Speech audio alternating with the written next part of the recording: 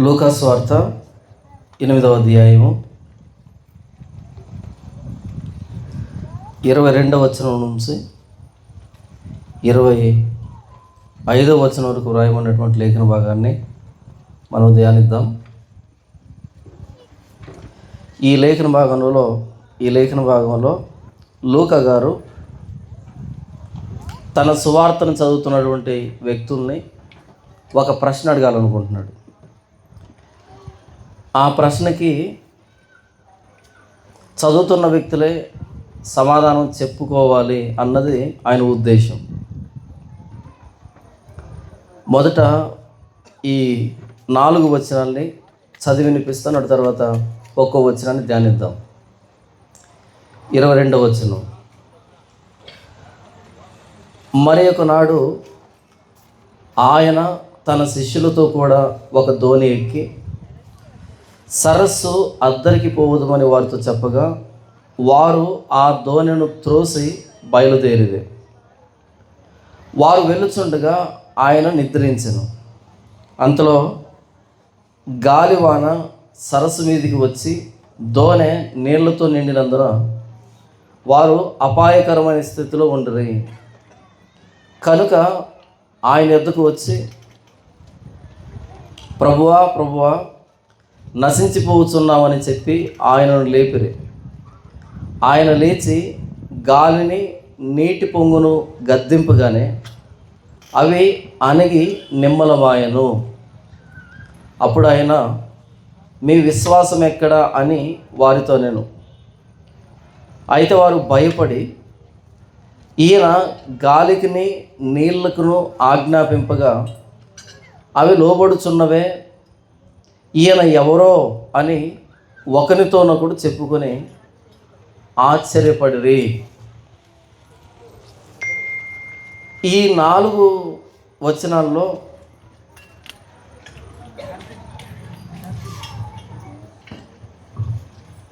ప్రభు అయిన యేసుక్రీస్తు వారు ఎవరు అనేటువంటి దానికి మనం సమాధానాన్ని వెతకాలి అన్నది లూకా గారి ఉద్దేశం. క్రైస్తవ్యం అంటే మన జీవితంలో వచ్చేటువంటి సమస్యలకి క్రీస్తుని ఆశ్రయించడం కాదు. క్రైస్తవ్యం అంటే క్రీస్తు ఎవరో, క్రీస్తు ఎవరని లేఖనాలు చెప్పాయో, లేఖనాలు చెప్పినటువంటి క్రీస్తుని క్రీస్తుగా అర్థం చేసుకోవడం, యేసు ప్రభుని అర్థం చేసుకోవడం క్రైస్తవ్యం అంటే. లూకా గారు తన సువార్తలో 22వ వచనం, మరి ఒక నాడు ఆయన తన శిష్యులతో కూడా దోణి ఎక్కి సరస్సు అద్దరికి పోవదమని వారితో చెప్పగా వారు ఆ దోణిని త్రోసి బయలుదేరిరి. సరస్సు అంటే గలిలే సముద్రం. ఈ గలిలే సముద్రాన్ని దాటి అద్దరికి, అటువైపు ఉన్న దరికి వెళ్దామని చెప్పింది ఎవరింతకి? యేసు ప్రభువే చెప్పాడు. ఆయన చెప్పాడు కాబట్టి వాళ్ళు ఆ దోణిని త్రోసి బయలుదేరారు. ఈయనే ప్రయాణాన్ని సిద్ధపరిచాడు అంటే ఈ ప్రయాణం ఎలా సాగుతుంది, ఈ ప్రయాణంలో ఎలాంటి సంభవాలు జరుగుతాయి అన్నది యేసు ప్రభుకి ఒక అవగాహన ఉంటుందా ఉండదా? ఖచ్చితంగా ఉంటుంది. 23వ వచనం, వారు వెళ్ళుచుండగా ఆయన నిద్రించెను. అలా దోణి బయలుదేరింది, ఆయన నిద్రలోకి జారుకున్నాడు. అంతలో గాలి వాన సరస్సు మీదికి వచ్చి దోణె నీళ్లతో నిండినందున వారు అపాయకరమైన స్థితిలో ఉండిరి. ఎప్పుడైతే క్రీస్తు నిద్రపోయాడో వెంటనే గాలి వాన ఆ సరస్సు మీదికి దండెత్తింది. ఇంతకీ ఆ దోణిలో ఉన్నటువంటి 12 మంది అపోస్తలులు ఆ సముద్రం మీద వచ్చేటువంటి తుఫానును గూర్చి, గాలివానను గూర్చి పరిచయం లేనటువంటి వ్యక్తుల. వాళ్ళంతకుముందు ఎప్పుడు కూడా సముద్రం మీద వచ్చేటువంటి గాలివానను అనుభవించలేదా, ఎదుర్కోలేదా? వాళ్ళు జాలరులు, ఎప్పుడు సముద్రం మీద, ఆ గలిలే సముద్రం మీద తిరిగేటువంటి వ్యక్తులు. గాలివాన వచ్చినప్పుడు దోణిను ఎలా నడిపించాలన్న దాంట్లో ఆరితేరిన వాళ్ళు. వాళ్ళకు తెలియని గాలివాన కాదు, వాళ్ళకు తెలియనటువంటి సముద్రము కాదు అది.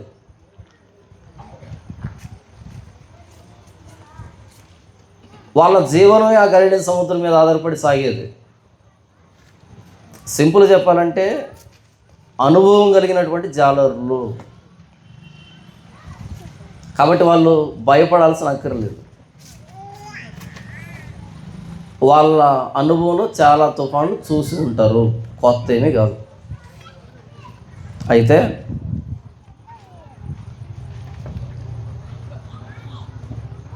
వారు వెళ్ళుచుండగా ఆయన నిద్రించెను. అంతలో గాలివాన సరస్సు మీదకి వచ్చి దోణె నీళ్లతో నిండినందున వారు అపాయకరమైన స్థితిలో ఉండిరి. చాలా ప్రయత్నాలు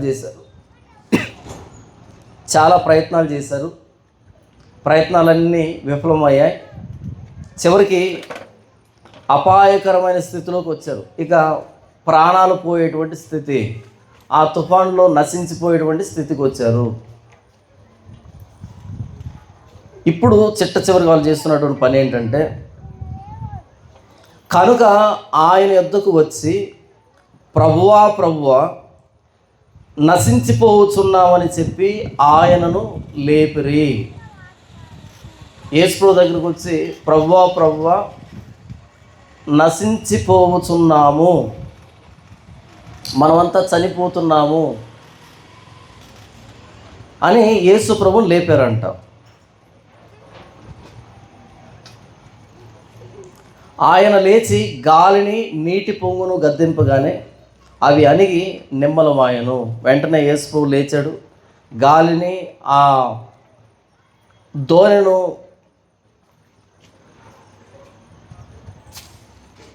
త్రోసివేయడానికి చూస్తున్నటువంటి ఆ అలల్ని, నీటి పొంగుని గద్దింపుగానే అవి అణిగి నిమ్మలమాయను. ఇది మనకి మత్తయి సువార్తలో కూడా కనపడుతుంది ఇదే సందర్భం అన్నది. ఇంతకీ లూకా గారు ఈ సందర్భాన్ని చెప్పడం ద్వారా మనతో ఏం చెప్పాలనుకుంటున్నాడు? 25వ వచనం, అప్పుడు ఆయన మీ విశ్వాసం ఎక్కడ అని వారితో అనెను. అయితే వారు భయపడి ఈయన గాలికిని నీళ్లకును ఆజ్ఞాపింపగా అవి లోబడుచున్నవే, ఈయన ఎవరో అని ఒకరితో ఒకరు చెప్పుకుని ఆశ్చర్యపడిరి. ఈ చివరి వచనాన్ని మనకు అర్థం చేయించడానికి పైన ఆ జరిగినటువంటి సందర్భాన్ని చెబుతున్నాడు. సరే, ఈ చివరి వచనాన్ని ఆలోచించే కంటే ముందుగా పైన చూద్దాం. 22వ వచనం, యేసు ప్రభువు ఆ గలిలే సముద్రాన్ని దాటడానికి ఎప్పుడైతే శిష్యుల్ని సిద్ధపరిచాడో, ఆయన వారికి ఏదో నేర్పించడానికి, ఆ ప్రయాణంలో ఏదో ఒక విషయాన్ని తెలియజేయడానికి వారిని సిద్ధపరుస్తున్నాడు. 23వ వచనంలో వారు వెళ్ళుచుండగా ఆయన నిద్రించెను. ఎందుకైనా నిద్రించాడు అంటే, ఆయన సీన్లో లేనప్పుడు, ఆయన ప్రస్థానం లేనప్పుడు, ఆయన యాక్టివ్గా లేనప్పుడు వీళ్ళు ఎలా స్పందిస్తారు ఆ ఎదురవుతున్నటువంటి పరిస్థితులకి? వీళ్ళ అనుభవం ఎంతవరకు పనిచేస్తుంది? వీళ్ళ అనుభవానికి మించినటువంటి ఒక సంఘటన జరిగినప్పుడు అక్కడి నుంచి క్రీస్తు మాట్లాడతాడు. ఆయన నిద్రించింది అనుకోకుండా కాదు, కావాలనే. ఇక్కడ షాకింగ్ విషయం ఏంటంటే, ఎప్పుడైతే ఆయన నిద్రపోయాడో అంతలో గాలివాన సరస్సు మీదకి వచ్చి దోణి నీళ్లతో నిండినందున వారు అపాయకరమైన స్థితిలో ఉండరు. దోణి అంటే దానికి పైకప్పు ఉండదు. ఇంత తుఫాన్ వచ్చి అనుభవజ్ఞులైనటువంటి ఆ జాలరులు కూడా దాన్ని నియంత్రించలేక ప్రాణాపాయ స్థితిలో ఉన్నప్పుడు క్రీస్తు ఏం చేస్తున్నాడు? కనుక ఆయన ఎద్దుకు వచ్చి ప్రభువా నశించిపోతున్నామని చెప్పి ఆయనను లేపిరి. అంటే ఇంకా క్రీస్తు నిద్రపోతూనే ఉన్నాడా? ఇంత తుఫాను వచ్చి ఆ దోణి మీద కొట్టి వీళ్ళు ఇన్ని ప్రయత్నాలు చేస్తూ ఉంటే ఇంకా క్రీస్తు నిద్రపోతూనే ఉన్నాడా? ఆయన నిద్రపోతూనే ఉన్నాడు. ఆ గలిలే సముద్రం మీద లేచినటువంటి తుఫానుకి క్రీస్తు పండుకొని ఉన్నటువంటి దోణెను తలక్రిందులుగా పడదోసేటువంటి శక్తి ఉంటుందా? పడదోయగలదా? ఆ దోణెను పైకి కిందికి ఎత్తి పడేసినట్టుగా చేయొచ్చు, కానీ ఆ దోణెను తలకిందులుగా చేసి ఆ దోణిలో నిద్రపోతున్న క్రీస్తుని సముద్రంలో పడవేసే శక్తి ఆ తుఫానుకు ఉంది అని మనం ఆలోచించగలమా? ఊహించగలమా? ఇంత తుఫాను చెలరేగుతుంటే క్రీస్తు ఎలా నిద్రపోయాడు? లూకా గారు దీన్ని చెబుతున్నాడు. అనుభవజ్ఞమైన జాలరులు చాలా ప్రయాసపడుతున్నారు తుఫాను ఆపడానికి, తుఫానులో దోణిను ఒడ్డుకు నడిపించడానికి. కానీ క్రీస్తు నిద్రపోతూనే ఉన్నాడు. ఆయన లేవలేదు, ఏ సలహా ఇవ్వలేదు, ఎలాంటి అందులో జోక్యం కలుగు చేసుకోలేదు. ఆయన నిద్రపోతూనే ఉన్నాడు. ఎంతవరకు అంటే వాళ్ళు వచ్చి ప్రభువా ప్రభువా నశించిపోతున్నామని చెప్పి ఆయన లేపేంత వరకు ఆయన లేవలే, అలా నిద్రపోతూనే ఉన్నాడు. లూకా గారు ఏం చెప్తున్నారు అంటే, క్రీస్తు ఎందుకు నిద్రపోతున్నాడు అంటే, ఆయన మేలుకొని ఉన్నా, ఆయన నిద్రపోతున్నా, ఆయన చుట్టుపక్కల జరుగుతున్నటువంటి ప్రతి పరిస్థితి ఆయన ఆధీనంలోనే ఉంటుంది. ఆ గలిలే సముద్రం మీద దోణి మీద నిద్రపోతున్నటువంటి క్రీస్తు ఆధీనంలో మొత్తం గలిలే సముద్రం ఆ పరిస్థితులన్నీ ఆయన ఆధీనంలోనే ఉన్నాయి. కనుక ఆయన నిద్రపోతున్నాడు, ప్రశాంతంగా నిద్రపోతున్నాడు. కానీ ఆ పరిస్థితుల మీద అపోస్తలులకి పట్టు లేదు కాబట్టి వాళ్ళు కంగారు పడిపోతున్నారు. ఎప్పుడైతే యేసుప్రభుని లేపారో ఆయన లేచి గాలిని నీటి పొంగును గద్దింపగానే అవి అణిగి నిమ్మలమాయను. వెంటనే యేసుప్రభు లేచాడు. లేచి గాలిని ఆ నీటి పొంగును గద్దింపగానే, గద్దించడం ఏంటి? యేసుప్రభు లేచి గద్దించాడు. ఆయన గద్దించాడు అంటే అంత సముద్రం ఆయన ఆధీనంలో ఉందా? ఆజ్ఞాపించడం, గద్దించడం ఏంటి అంటే ఆయన ఆధీనంలో ఉంది ఆ సముద్రం, ఆయన ఆధీనంలో ఉంది ఆ తుఫాను. ఆయన గద్దింపగానే నిమ్మలం అయిపోయింది. అప్పుడు యేసు ప్రభువు ఈ అపోస్తలుల వైపు తిరిగి,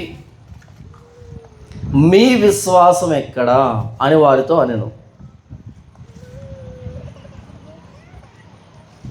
యేసు ప్రభు అడుగుతున్న ప్రశ్న ఏంటంటే, ఎందుకు మీరు ఎలాంటి ప్రయత్నం చేయలేదు, అలా దీన్ని నియంత్రించలేదు, ఇలా మాట్లాడకుండా ఒక్కటే ఒక ప్రశ్న అడిగాడు, మీ విశ్వాసం ఎక్కడా? అంటే అంతవరకు క్రీస్తు నిద్రపోతున్నది వీరి విశ్వాసాన్ని పరీక్షించడానికే తప్ప ఆయన ఆదమరిచి విశ్రాంతి తీసుకుంటూ నిద్రపోవట్లే. వీళ్ళ విశ్వాసాన్ని పరీక్షిస్తున్నాడు. మనం తర్వాత కూడా చదువుతాం. యాయిరు వచ్చి తన కుమార్తెను బ్రతికించమని వేడుకున్నప్పుడు క్రీస్తు అక్కడే కాలయాపన చేశాడు ఆ రక్తస్రావ రోగం కలిగినటువంటి స్త్రీతో. ఎందుకు అంటే యాయిరు విశ్వాసాన్ని పరీక్షించడానికి. ఆరోగ్యం బాగలేదని వచ్చినటువంటి సమాచారం కాస్త యేసుప్రభు చేసిన ఆలస్యానికి ఎలా మారిపోయింది? ఇక నీ కుమార్తె చనిపోయింది, బోధకుని శ్రమ పెట్టవద్దు. జబ్బు దగ్గర నుంచి మరణం దాకా వచ్చింది. వెంటనే యాయిరు విశ్వాసం తొట్టుపడేటువంటి పరిస్థితి. యేసుప్రభు జోక్యం కలుగు చేసుకొని, భయపడొద్దు, నమ్మిక మాత్రం ఉంచు. యేసుప్రభు ప్రసంగం చేసేటప్పుడు జనాల్ని పంపివేసేటప్పుడు ఒక మాట అడుగుతాడు, వీళ్ళకి భోజనం పెట్టాలి, మీరు భోజనం పెట్టండి అని. వాళ్ళు అంటారు, ప్రభువా వీళ్ళందరూ కొంచెం కొంచెం పుచ్చుకోవడానికి కూడా 200 దేనారు డబ్బు అవుతుంది.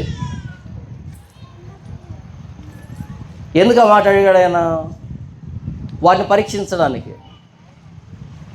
యేసు ప్రభు అంత తుఫాన్లో వీళ్ళు అన్ని ప్రయత్నాలు చేస్తూ ఉంటే తుఫాన్ అంటే సైలెంట్గా వస్తుందా? గాలివాన్ అంటే సైలెంట్గా వస్తుందా? మరి అంత గాలివానలు, అంత తుఫాన్లు, అంత ప్రశాంతంగా ఎలా పడుకున్నాడు ఆయన? ఎందుకంటే ఆయన నిద్రపోతున్నప్పుడు వీళ్ళ విశ్వాసం ఎలాగ ఉంటుంది? అదే యేసుప్రభు మేలుకొని కనుక కూర్చొని చూస్తూ ఉంటే ఆయన ఎదురుగా వీళ్ళు నటించేదానికి అవకాశం ఉంది. ధైర్యంగా ఉన్నట్టుగా, విశ్వాసంగా ఉన్నట్టుగా, భక్తిపరులుగా ఉన్నట్టుగా నటించేదానికి అవకాశం ఉంది. కానీ ఆయన కళ్ళు మూసుకొని నిద్రపోతున్నప్పుడు, ఆదమరిచి నిద్రపోతున్నప్పుడు వీళ్ళ నిజమేంటో బయటకు వస్తుంది. వీళ్ళు నిజంగా ఎలా బిహేవ్ చేస్తారో సమస్య వచ్చినప్పుడు తెలిసిపోతుంది. వీళ్ళ విశ్వాసాన్ని పరీక్షించడానికి పడుకున్నాడు ఆయన, నిద్రపోయాడు ఆయన. అందుకనే లేచి ఆ సముద్రాన్ని, ఆ గాలిని, నీటి పొంగుని గద్దించిన తర్వాత, నిమ్మలమైన తర్వాత, ఆ నిమ్మలంలో నుంచి ఒక పిడుగు లాంటి ప్రశ్న అడుగుతున్నాడు. అపోస్తుల్ని ఆధారం చేసుకొని మనల్ని, భవిష్యత్ తరాలన్నింటినీ. ఏంటి ఆ ప్రశ్న అంటే, మీ విశ్వాసం ఎక్కడా? ఆయన కోప్పడింది నన్ను ఎందుకు నిద్ర లేపారని కాదు. ఆయన కోప్పడింది ఇంత అనుభవం ఉంది, ఈ మాత్రం ధోరణి నడిపించలేరా అని కాదు. ఆయన కోప్పడింది మీ విశ్వాసం ఎక్కడా అని.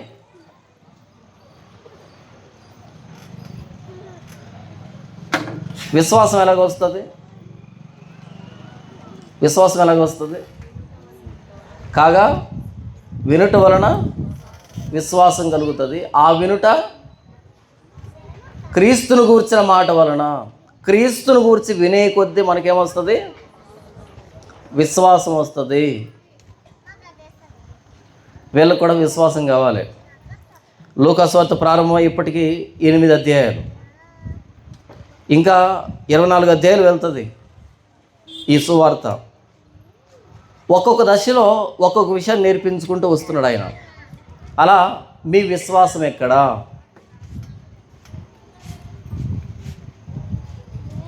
అని అడిగినప్పుడు, అయితే వారు భయపడి, ఎవరికి భయపడి? ఎప్పుడైతే క్రీస్తు అడిగాడో మీ విశ్వాసం ఎక్కడా అని వాళ్ళు భయపడ్డారు. ఎవరికి భయపడ్డారు? అప్పటికి తుఫాను నిమ్మలమైంది, సముద్రం అంతా నిమ్మలించింది. వారు భయపడి, ఎవరికంటే గాలిని, సముద్రాన్ని, నీటి పొంగును గద్దించినటువంటి ఈయనకు భయపడి ఈయన గాలికిని నీళ్లకును ఆజ్ఞాపింపగా అవి లోబడుచున్నవే. మరి భయం కాదా? అంతవరకు వాళ్ళు సముద్రానికి భయపడ్డారు, అంతవరకు గాలివానికి భయపడ్డారు, క్రీస్తుకు భయపడలే. కానీ క్రీస్తు లేచి వాటిని గద్దింపగానే అవి ఎప్పుడైతే నిమ్మలం అయిపోయాయో, ఈ తుఫానుకు మించినటువంటి భయం ఈయన మీద కలిగింది. ఇంతకు ఈయనెవరు? గాలిని గద్దిస్తున్నాడు, సముద్రాన్ని గద్దిస్తున్నాడు, ఎవరైనా?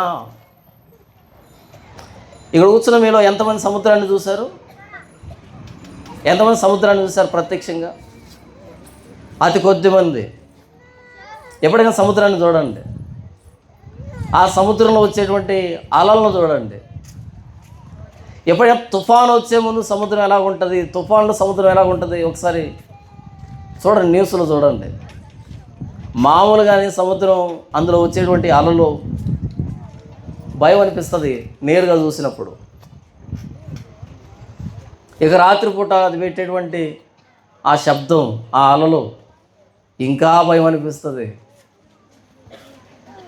ఈ తుఫాను సందర్భంలో చూస్తే భయపడిపోతాం, ఒంటరిగా చూస్తే.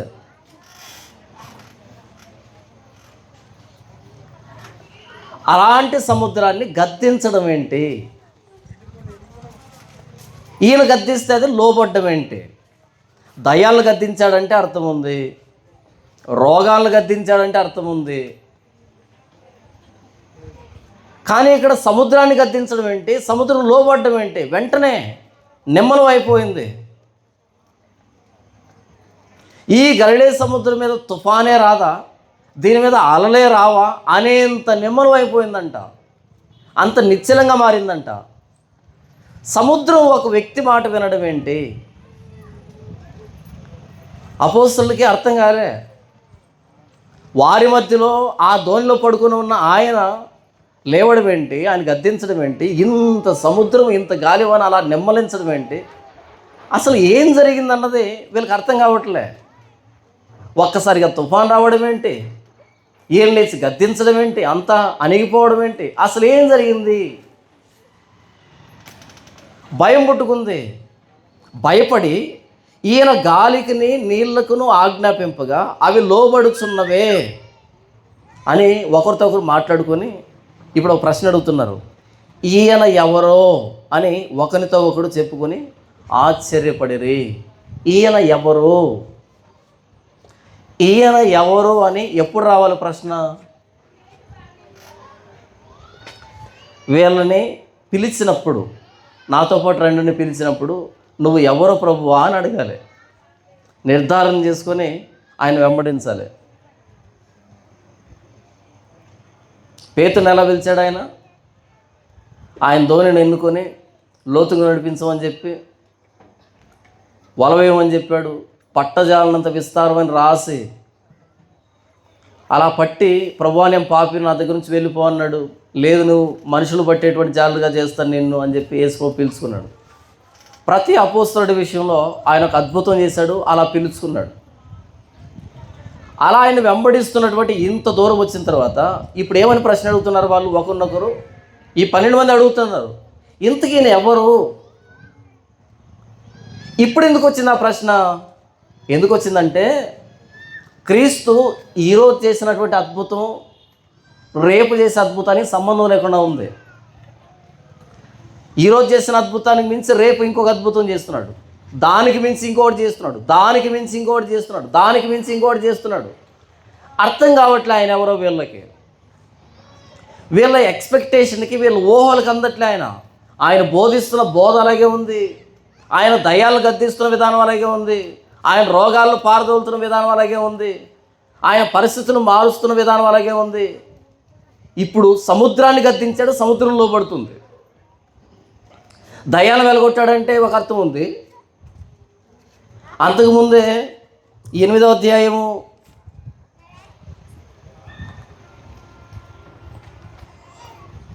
అంతకుముందే ఆ 7వ అధ్యాయం ఆ పైన పాపాత్ముడైన స్త్రీ విషయంలో ఆయన బోధించినటువంటి విధానం, అంతకంటే ముందు ఆయన దయ్యాలను వెలగొట్టిన విధానం, రోగాలు పారదోలిన విధానం, అలా లూకాసు వార్త జరిగిపోయే కొద్దీ ఒకదాన్ని ఆశ్చర్యపడే లోపు దానికి మించింది ఇంకొకటి జరుగుతుంది, దాన్ని ఆశ్చర్యంలోంచి తేరుకునే లోపు ఇంకోటి జరుగుతుంది. ప్రతిసారి ఇదే ప్రశ్న, ఈయన ఎవరు ఇంతకీ? లూకా గారు అపోస్తుల ఆశ్చర్యంలో నుంచి మనందరితో ఒక మాట చెప్తున్నాడు. ఇంతకీ మీరు ఎవరిని నమ్ముకున్నారో మీకు అవగాహన ఉందా అని అడుగుతున్నాడు. అపోస్తులు ఆయనతో పాటే ఉన్నారు, అదే ధోనిలో ఉన్నారు, ఆయనతో పాటు తిరుగుతున్నారు. కానీ పరిస్థితులు మారే కొద్దీ వీళ్ళకి ఒక ప్రశ్న వస్తుంది, ఇంతకీ ఈయన ఎవరు? మనం కూడా చర్చికి వస్తూనే ఉన్నాం, యేసు చదువుతూనే ఉన్నాం. ప్రతి పరిస్థితిలో క్రీస్తు మనకు అర్థమవుతున్నాడా? మనం నమ్ముకున్న క్రీస్తుని గురించి మనకు కంప్లీట్గా సంపూర్ణమైన అవగాహన ఉందా?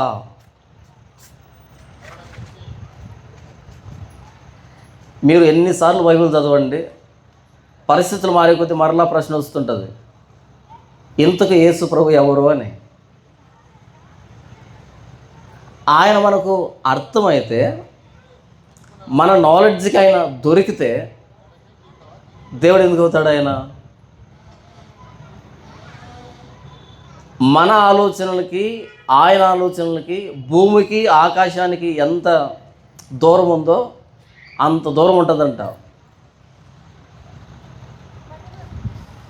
కీర్తనకారుడు అంటాడు, ఆయన అగోచరుడు. 139 కీర్తనలో అగోచరుడు అంటే మనకు గోచరం కాడు, ఆయన అర్థం కాడు. ఆయన అంత సులభంగా అర్థమైతే ఆయన యేసు ప్రభు ఎందుకు అవుతాడు? ఆయన దేవుడు ఎందుకు అవుతాడు? మన తోటి వ్యక్తుల్ని మనం అర్థం చేసుకునే దాంట్లో విఫలమవుతాం చాలా సందర్భాల్లో. ఒక పట్టాన్ని అర్థం కాదండి, ఒక పట్టాన్ని అర్థం కాదండి అంటుంటాం, చాలా కాలంగా స్నేహం చేసినప్పటికీ. కానీ క్రీస్తు ఎలా అర్థమవుతాడు? 12 మంది ఒకరి వైపు ఒకరు చూసుకొని ఈయన ఎవరు, ఈయన ఎవరు అని ఆశ్చర్యపోతున్నారు, భయపడిపోతున్నారు. కానీ లూకా గారు దానికి సమాధానం చెప్పలే, ఈయన ఎవరు అని. తర్వాత యేసు ప్రభు నేను ఎవరినంటే అని చెప్పినట్టుగా లూకా గారు రాయలేదు. లేకపోతే ఆ 12 మందిలో ఎవరో ఒకరు జోక్యం కలుగు చేసుకుని యేసు ప్రభు ఎవరంటే అని రాయలే. ఈయన ఎవరో అనే ప్రశ్నతో వదిలిపెట్టేశారు అందరితో ఆ సందర్భాన్ని. ఎందుకని? ఇంతకు నువ్వేమనుకుంటున్నావు ఆయన గురించి అని మనకు వదిలిపెట్టేశాడు. యేసు ప్రభు ఎవరో అని వాళ్ళు మాట్లాడుకున్నట్టుగా అంతటితో వదిలేశారు దాన్ని. అదొక సందర్భం అయిపోయింది అందరితో. తర్వాత గెరాసేనుల ప్రాంతానికి సంబంధించినటువంటి సందర్భం స్టార్ట్ అవుతుంది. అది వేరే తర్వాత జరిగినటువంటి సందర్భం. యేసు ప్రభు ఎవరో అని 12 మంది శిష్యులు మాట్లాడుకున్నట్టుగా ప్రశ్నతో వదిలిపెట్టేశాడు, అందరికి వదిలిపెట్టేశాడు. ఇంతకు నువ్వేమనుకుంటున్నావు ఆయన గురించి? ఈ ప్రశ్నకి సమాధానం మనం చెప్పాలి. ఎవరికి వాళ్ళు సమాధానం చెప్పుకోవాలి. ఎక్కడున్న సమాధానం చెప్పాలి? యేసు ప్రభు ఎవరో అని చూద్దాం. దీనికి సంబంధించినటువంటి కొన్ని ఆనవాళ్ళు ఉన్నాయి బైబిల్లో. 107వ కీర్తన 107వ కీర్తన 27, 28 వచనాల్లో ఇలాగ వ్రాయబడింది. అపోస్తులు అడిగినటువంటి ప్రశ్నకి సమాధానంగా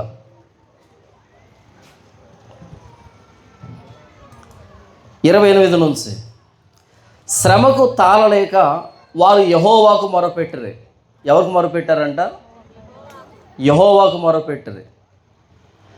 ఆయన వారి ఆపదల్లో నుండి వారిని విడిపించెను. ఆయన తుఫానును ఆపివేయగా దాని తరంగములు అణిగిపోయెను. అవి నిమ్మలమైనవని వారు సంతోషించిరి. వారు కోరిన రేవునకు ఆయన వారిని నడిపించెను. ఈయన గాలికిని సముద్రానికి ఆజ్ఞాపించగానే, గద్దించగానే అవి ఈయనకు లోబడుచున్నవే. ఈయన ఎవరు ఇంతకీ అంటే, పాత నిబంధనలో వారు శ్రమకు తాళలేక యెహోవాకు మొరపెట్టారంట. ఆయన వారి ఆపదల్లో నుంచి వారిని విడిపించాడంట. ఆయన తుఫానును ఆపివేయగా దాని తరంగములు అణిగిపోయెను. ఎగ్జాక్ట్గా మ్యాచ్ అవుతుంది కదా. లూకా గారు పాత నిబంధనకు వెళ్ళి మీకు మీరుగా కనుక్కోండి యేసు ప్రభు ఎవరో అని మనకు వదిలిపెట్టేస్తున్నాడు. యేసు ప్రభు ఎవరు అంటే, వారు యెహోవాకు మొరపెట్టిరి. సముద్రం మీద అధికారం కలిగిన వాడు, సముద్రాన్ని చేసినవాడు. సముద్రాన్ని చేసింది ఎవరు? ఆదికాండంలో జలములన్నీ ఒక్కచోటనే సమకూర్చబడాలని ఆజ్ఞాపించింది ఎవరు? దేవుడేనా? ఏ దేవుడు? ఎందుకైనా చూద్దామా. 104వ కీర్తనలో ఇలాగ రాయబడింది. 104వ కీర్తన 5వ వచనం నుంచి, భూమి ఎన్నటికి కదలుకుంటున్నట్లు ఆయన దానిని పునాదుల మీద స్థిరపరచను. దాని మీద అగాధ జలములను నీవు వస్త్రం వలె కప్పితివి. భూమి మీద వస్త్రంలాగా ఏం కప్పాడంట? అగాధ జలాలని, అంటే సముద్రాన్ని. కొండలకు పైగా నీళ్లు నిలిచెను.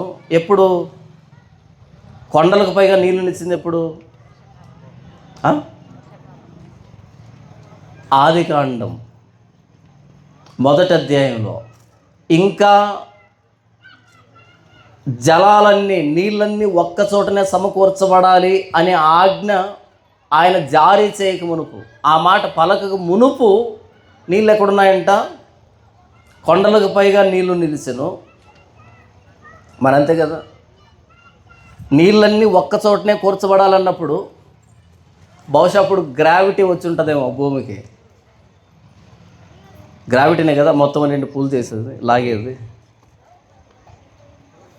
అప్పుడే కదా అన్ని పల్లానికి పరిగెడతాయి నీళ్ళు, లోతట్టు ప్రాంతానికి పరిగెడతాయి నీళ్ళు.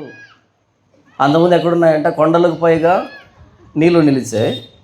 నీవు గద్దింపగానే అంటే నీళ్ళన్నీ ఒక్కచోటనే కూర్చబడాలి, ఒక్కచోటికి రావాలి అని ఎప్పుడైతే ఆయన ఆజ్ఞ జారీ చేశాడో, నీవు గద్దింపగానే అవి పారిపోయాను.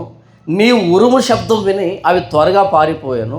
నీవు వాటికి నియమించిన చోటికి పోవుటకై అవి పర్వతములెక్కెను, పల్లములకు దిగెను. అవి మరలి వచ్చి భూమిని కప్పక ఉంటున్నట్లు అవి దాటలేని సరిహద్దులు నీవు వాటికి నియమించుతవి. ఆయన గద్దించగానే పర్వతాలు ఎక్కాయి, కొండలు ఎక్కాయి, పరిగెత్తుకుంటూ వెళ్ళిపోయి ఎక్కడికి వెళ్ళాయి? నీవు నియమించిన చోటుకు. ఏమి నియమించాడు వాటికి? పల్లపు ప్రాంతాలని, లోతట్టు ప్రాంతాలని నియమించాడు.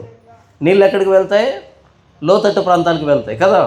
నీవు నియమించిన చోటికి పోవుటకై అవి పర్వతములు ఎక్కెను, పల్లములకు దిగెను. అలా వెళ్ళేదానికి మధ్యలో అడ్డొస్తున్నాడు. పర్వతాలు ఎక్కాయంట, పల్లాలకు దిగాయంట.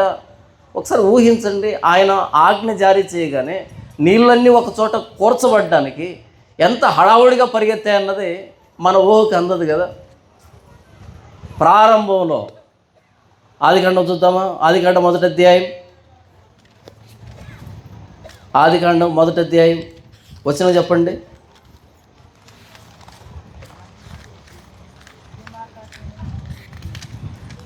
ఆదికాండం మొదటి అధ్యాయము 9వ వచనం. దేవుడు ఆకాశము క్రింద ఉన్న జలములు ఒకచోటనే కూర్చబడి ఆరిన నేల కనబడును గాకని పలుకుగా ఆ ప్రకారం ఆయను. అలా పర్వతాల మీద నుంచి, కొండల మీద నుంచి నీళ్ళన్నీ పరిగెత్తుకుంటూ వెళ్ళి అలా పల్ల ప్రాంతాలన్నింటినీ నింపి వేసిన తర్వాత ఆరిన నేల కనపడింది, మిగిలినటువంటి భూమి కనిపించింది. ఎలా ఉండుంటుంది ఆ సీను? ఆ శబ్దం ఎలా ఉండుంటుంది?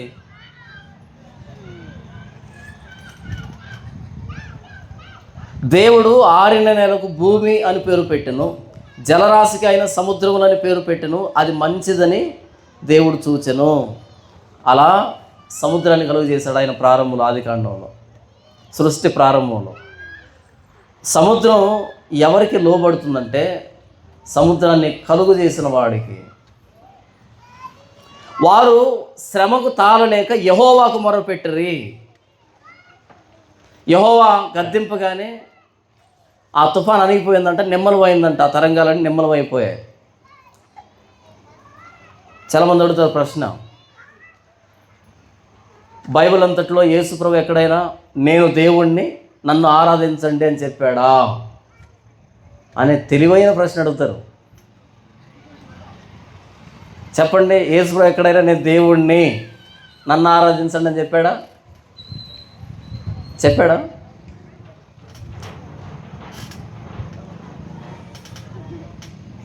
ఒకవేళ యేసుప్రభు నేను దేవుణ్ణి అని చెప్పాడు అనుకో, మనం అనుమానించాలి, ఏంటి నేను ఎలా చెప్తున్నానని. దేవుడు ఎప్పుడు నేను దేవుణ్ణి అని చెప్పాల్సిన అవసరం లే. దేవుడు ఎలా యాక్ట్ చేస్తాడో, ఎలా ప్రవర్తిస్తాడో అలా ప్రవర్తిస్తే సరిపోతుంది. ఆ ధోనిలో నిలవబడి గాలివాన వచ్చి, తుఫాను వచ్చి మొత్తం సముద్రం అంతా పొంగుతూ ఉన్నప్పుడు నిమ్మలించు అని గద్దించాడు అంటే ఆయన ఎవరై అంటారు? అయితే పిచ్చోడైనా అయి ఉండాలి, లేకపోతే దేవుడైనా అయి ఉండాలి. పిచ్చోడు లేచి గద్దించాడు అనుకో, నిమ్మలిస్తుందా? నిమ్మలించదు. లేదు ఈయన గద్దించగానే నిమ్మలించింది అనుకో, ఆయన ఎవరై అంటారు? సముద్రం మీద అధికారం కలిగిన దేవుడు, వాతావరణం మీద అధికారం కలిగినటువంటి దేవుడు. మళ్ళీ ప్రత్యేకంగా చెప్పాలన్నా, నేను దేవుణ్ణి, నన్ను ఆరాధించండి. అక్కడ వాళ్ళు భయపడేనుందా? అది ఆరాధన. ఆరాధన అంటే దేవుడు ఏం చేస్తున్నాడో దానికి రెస్పాండ్ అవ్వడం, స్పందించడం, దాన్ని ఆరాధన అంటారు. అక్కడ ఆయన గాలిని, సముద్రాన్ని నిమ్మలింపజేశాడు. అక్కడ భయపడాలి, నవ్వకూడదు. నవ్వారు అంటే అర్థం కాలేదని, పాట పాడారంటే అర్థం కాలేదని. ఎందుకంటే జరిగింది చిన్న విషయం కాదు, చాలా పెద్ద విషయం. సముద్రం నిమ్మలించడం ఏంటి? భయం. దేవుడు ఏం చేశాడో దానికి సరిగ్గా స్పందించేదాన్ని ఆరాధన అంటాం. మనం దేవుడి మీద ప్రేమగా పాటలు పాడుతాం. ఎందుకని? ఆయన సిలువలో ప్రేమ చూపించాడు కాబట్టి, మనల్ని క్షమించాడు కాబట్టి. అదే ఆరాధన. అలాగే ఆయన ఒక ఆశ్చర్య కార్యాన్ని చేశాడు అనుకో, ఆశ్చర్యపోవడం ఆరాధన. ఒక సూచక్రియ చేశాడు అనుకో, ఆయన గుర్తుపట్టడం ఆరాధన. ఆయన ఏం చేస్తున్నాడో దానికి సరిగ్గా రెస్పాండ్ కావడం వర్షిప్ అంటారు, దాన్ని ఆరాధన అంటారు. మనం ఏమనుకున్నాం ఆరాధన అంటే లేచి నిలబడి పాట పాడడమా? మరి కూర్చొని పాడినప్పుడు ఆ పాటను ఏమంటారు? నాకు నిజంగా పెద్ద ప్రశ్న, చాలా రోజుల నుంచి ఆ ప్రశ్న. అంతకుముందు 20 పాటలు పాడి ఉంటారు, ఇప్పుడు ఆరాధన అని లేచి ఒక పాట పాడతారు. ముందు పాడిన 20 పాటలు ఏంటి ఇంతకీ? అది ఆరాధన కాదన్నా, అందరూ వచ్చేదానికి ప్రిపరేషన్, అంతేనా? అందరూ వచ్చేదానికి అంతవరకు ఖాళీగా ఉంటే బాగోదని పాటలు పాడుతున్నాం. నంబర్ 1. నంబర్ 2 ఏంటి? మా చర్చిలో కొంతమంది సింగర్స్ ఉన్నారన్నా, ఒకరికి మైక్ ఇచ్చి ఇంకొకరు మైక్ ఇవ్వకపోతే చర్చి మానేస్తారన్న. సింగర్స్ కాదు, పాటలు పిచ్చోళ్ళు ఉన్నారన్న, అంతే కదా. ఇది ఎక్కడి ముచ్చటో నాకు తెలియదు. ఒకవేళ నువ్వు అక్కడ పాడితే ప్రభువుకు మహిమ వస్తుందంటే పాడు. ఇప్పుడు పాడడం ద్వారా టైం అయిపోతుంది, అసలైంది మిస్ అయిపోతుంది. అవసరమా అని అనిపించినప్పుడు మర్యాదగా సైలెంట్గా ఉండు. ఒప్పుకోం కదా, ఏం మిస్ అయినా పర్లేదు, నేను వేదిక ఎక్కాల్సిందే, నేను పాడాల్సిందే. ఇదేం ముచ్చటో ఇక్కడే కాదు, మొత్తం క్రైస్తవంలో ఇది ఒక తెగులై కూర్చుంది. 20 మంది ఉంటారు, పోటీ పడతారు. వచ్చే వాళ్ళందరికీ మైక్ ఇవ్వాలి, వచ్చే వాళ్ళందరూ పాటలు పాడాలి. ఇది ఎక్కడ ముచ్చట? 2 లేదా 3 పాటలు పాడండి, ఫార్మాలిటీకి, అది కూడా. ఆ తర్వాత వచ్చినోడికి మైక్ ఇవ్వండి, చెప్తూ ఉంటే అలా వినండి. అందుకే సభలు ఏర్పాటు చేస్తుంది, మీ టాలెంట్ చూపించడానికి కాదు. ఎందుకు చెప్తున్నాను ఈ మాట? నేను ఆరాధన అంటే పాట పాడడం కాదు, ప్రభు ఏం చేశాడో దానికి సరిగ్గా స్పందించేదాన్ని ఆరాధన అంటారు. కానీ చాలామంది ఏమనుకున్నారు అంటే, అందరు లేచిన కూడా ఒక పాటని అందరూ పాడేదాన్ని ఆరాధన అనుకున్నారు. మరి ముందు వాడిని 20 పాటలు ఏంటి ఇంతకీ? మళ్ళీ వచ్చే సమావేశంలో ముందు వాడిని 20 పాటలోనే ఇంకొక పాట తీసుకుంటాడు. అంటే నిలవబడితే ఆరాధన, కూర్చుంటే ఆరాధన కాదా?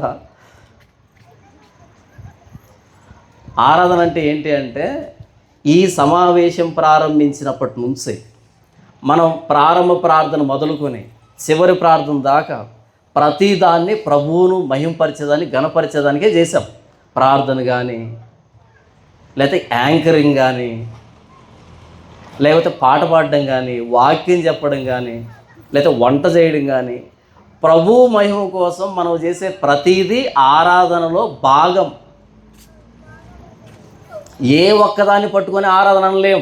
పాట ఒక్కటే ఆరాధన కాదు, వాక్యం ఒకటే ఆరాధన కాదు, ప్రార్థన ఒకటే ఆరాధన కాదు. ఇవన్నీ కలిపితే వచ్చేదాన్ని ఆరాధన అంటాం. ఇవన్నీ ఆరాధనలో అంశాలు, భాగాలు. ఇవన్నీ మనం ఏమనుకున్నాం? అలా కాదండి. ఒక అర్ధగంట సేపు ఒక పాటని ముందుకి వెనక్కి గట్టిగా చిన్నగా పాడి దాన్ని ఆరాధన కాదు. ప్రతి పాట ఆరాధనలో భాగమే, ప్రతి ప్రార్థన ఆరాధనలో భాగమే, ప్రతి మాట ఆరాధనలో భాగమే. అక్కడ వంట చేస్తున్నారా, వాళ్ళు కూడా దేవుని ఆరాధిస్తున్నారు. వాళ్ళు చేస్తున్నారు కాబట్టి మనం ఇక్కడ నిర్భయంగా కూర్చున్నాం, అయిపోయిన తర్వాత వడ్డిస్తారని. ప్రభువుని ఘనపరిచేదానికి, ప్రభువుని మహిమపరిచేదానికి మనం చేస్తున్న ప్రతి చిన్న పని, ప్రతి పెద్ద పని, కనిపించేది కనిపించని ప్రతి ఒక్కటి ఆరాధనలో అంతర్భాగంగా ఉంటాయి. ఏ ఒక్కదాన్ని పట్టుకుని ఆరాధన నేం. ఎందుకు చెప్పాను ఇదంతా అంటే, ప్రభువు ఏం చేస్తున్నాడో దానికి సరిగ్గా స్పందించేదాన్ని ఆరాధన అంటాము తప్ప, మనం ఒక ఆరాధన హెడ్డింగ్ పెట్టుకుని దానికి ఏం చేసేది ఆరాధన కాదు. ఇక్కడ ప్రభువు చేసింది ఏంటి అంటే, గాలిని సముద్రాన్ని నిమ్మలింపజేశాడు. అలా నిమ్మలింపజేసినప్పుడు అది భయపడే సందర్భం, ఆశ్చర్యపోయే సందర్భం. ఇంతకు క్రీస్తు ఎవరు అని క్రీస్తు ఐడెంటిటీని క్వశ్చన్ చేసేటువంటి సందర్భం, క్రీస్తును అర్థం చేసుకోవడానికి ప్రయత్నం చేసే సందర్భం. ఇవన్నీ జరిగాయి అపోస్తుల విషయంలో. వాళ్ళు యేసుప్రభుని వర్షిప్ చేస్తున్నారు, ఆరాధిస్తున్నారు. ఎందుకు ఇక్కడ దాకా వచ్చామంటే, అడుగుతున్నారు ప్రశ్న, యేసుప్రభు ఎక్కడైనా నేను దేవుణ్ణి, నన్ను ఆరాధించండి అని చెప్పాడా? చెప్పడు. అలా ప్రవర్తిస్తాడు ఆయన.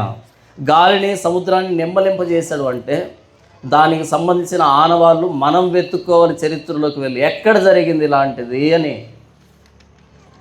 ఎక్కడైనా ఒక మర్డర్ జరిగిందనుకోండి, హత్య జరిగిందనుకోండి, వెంటనే పోలీసులు ఆ హత్యను బాగా పరిశీలించి ఇది ఏ విధానంలో జరిగింది, వెంటనే దానికి సంబంధించినటువంటి అంతకుముందు జరిగిన హత్యలన్నింటినీ తీసుకుంటారు. ఇది ఎక్కడ మ్యాచ్ అవుతుంది, హంతకుడు ఎలా చంపాడు, ప్రతి ఒక్కడికి ఒక్కొక్క సిగ్నేచర్ ఉంటుంది. వాడు దొంగతనం చేయడమో, లేకపోతే హత్య చేయడమో, లేకపోతే ఇంకోటి చేయడమో, ఒక సిగ్నేచర్ ఉంటుంది వాడికి. అలా చరిత్రలోకి వెళ్ళి దాన్ని వెతికి ఓకే ఈ విధానంలో చేసేది ఎవరో వాళ్ళను బయటికి లాగుతారు. అంతేగాని ఏదైనా ఒక సంఘటన జరిగినప్పుడు అక్కడ ఒక 10x10 ఫోటో వదిలిపెట్టి వెళ్ళరు. ఆ జరిగిన విధానం నిశ్చితంగా పరిశీలిస్తే, చరిత్రలోకి వెళితే అలాంటి సందర్భం ఎక్కడైనా ఉందా? మొన్న ఈ కరోనా టైంలో అనుకుంటాను, ఒక మిడతల దండు వచ్చింది, గుర్తుందా? మిడతల దండు వచ్చింది, భయపడి చచ్చిపోయారంతా. వచ్చి మొత్తం ఎకరాల పంట అంతటిని అలా నాకి పడేస్తుంది. ఏమి లేదు, పచ్చదనం లేదు. కరోనాకి ఎలా బ్రతకాలని భయపడుతూ ఉంటే దానికి తోడు మిడతల దండ ఒకటి వచ్చింది. అది రాజస్థాన్ దాకా వచ్చి అటు వెళ్ళిపోయింది. అది ఇటు రాలే, ఈ ఏపీకి రాలే, ఇటు దక్షిణ వైపు రాలే. మిడతల దండను కానీ ఏం గుర్తొస్తుంది మీకు? ఐగుప్తు గుర్తుకు రాలే? ఐగుప్తు గుర్తుకొచ్చిందా లేదా? గుర్తుకొచ్చిందా? ఎందుకు గుర్తొచ్చింది? ఇంకెక్కడ ఇలాంటి వర్ణన కానీ ఇలాంటి ఆధారాలు కానీ ఉండవు చరిత్రలో. ఆ టైంలో కొంతమంది పాస్టర్లు అన్నారు, ఇది దేవుడు ప్రపంచం మీద పంపించినటువంటి ఉగ్రత, ఆయన తీర్పు అనగానే న్యూస్ మీడియా వాళ్ళు ఎగతాళి చేశారు. ఈ క్రైస్తవులకు ఏం పని లేదండి, ప్రతిదానికి మా దేవుడు చేశాడు అంటారు. మరి ఇంకెవరు చేశారు? ఇంకే దేవుడు చేశాడు? అలా ఎందుకు వస్తాయి మిడతలు?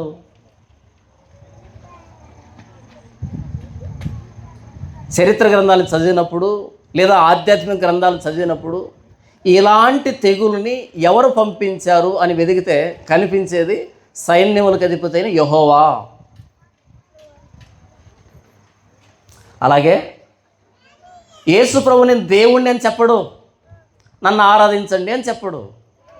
ఆయన ఒక అద్భుతం చేశాడు. ఆ అద్భుతం చూస్తున్న వ్యక్తులు నిజంగా వాళ్ళకు బ్రెయిన్ సరిగ్గా పనిచేస్తే వెంటనే ఆలోచనలు పడాలి, ఎవరైనా ఎలా చేయగలిగాడు, ఈయనకున్న అధికారం ఏంటి?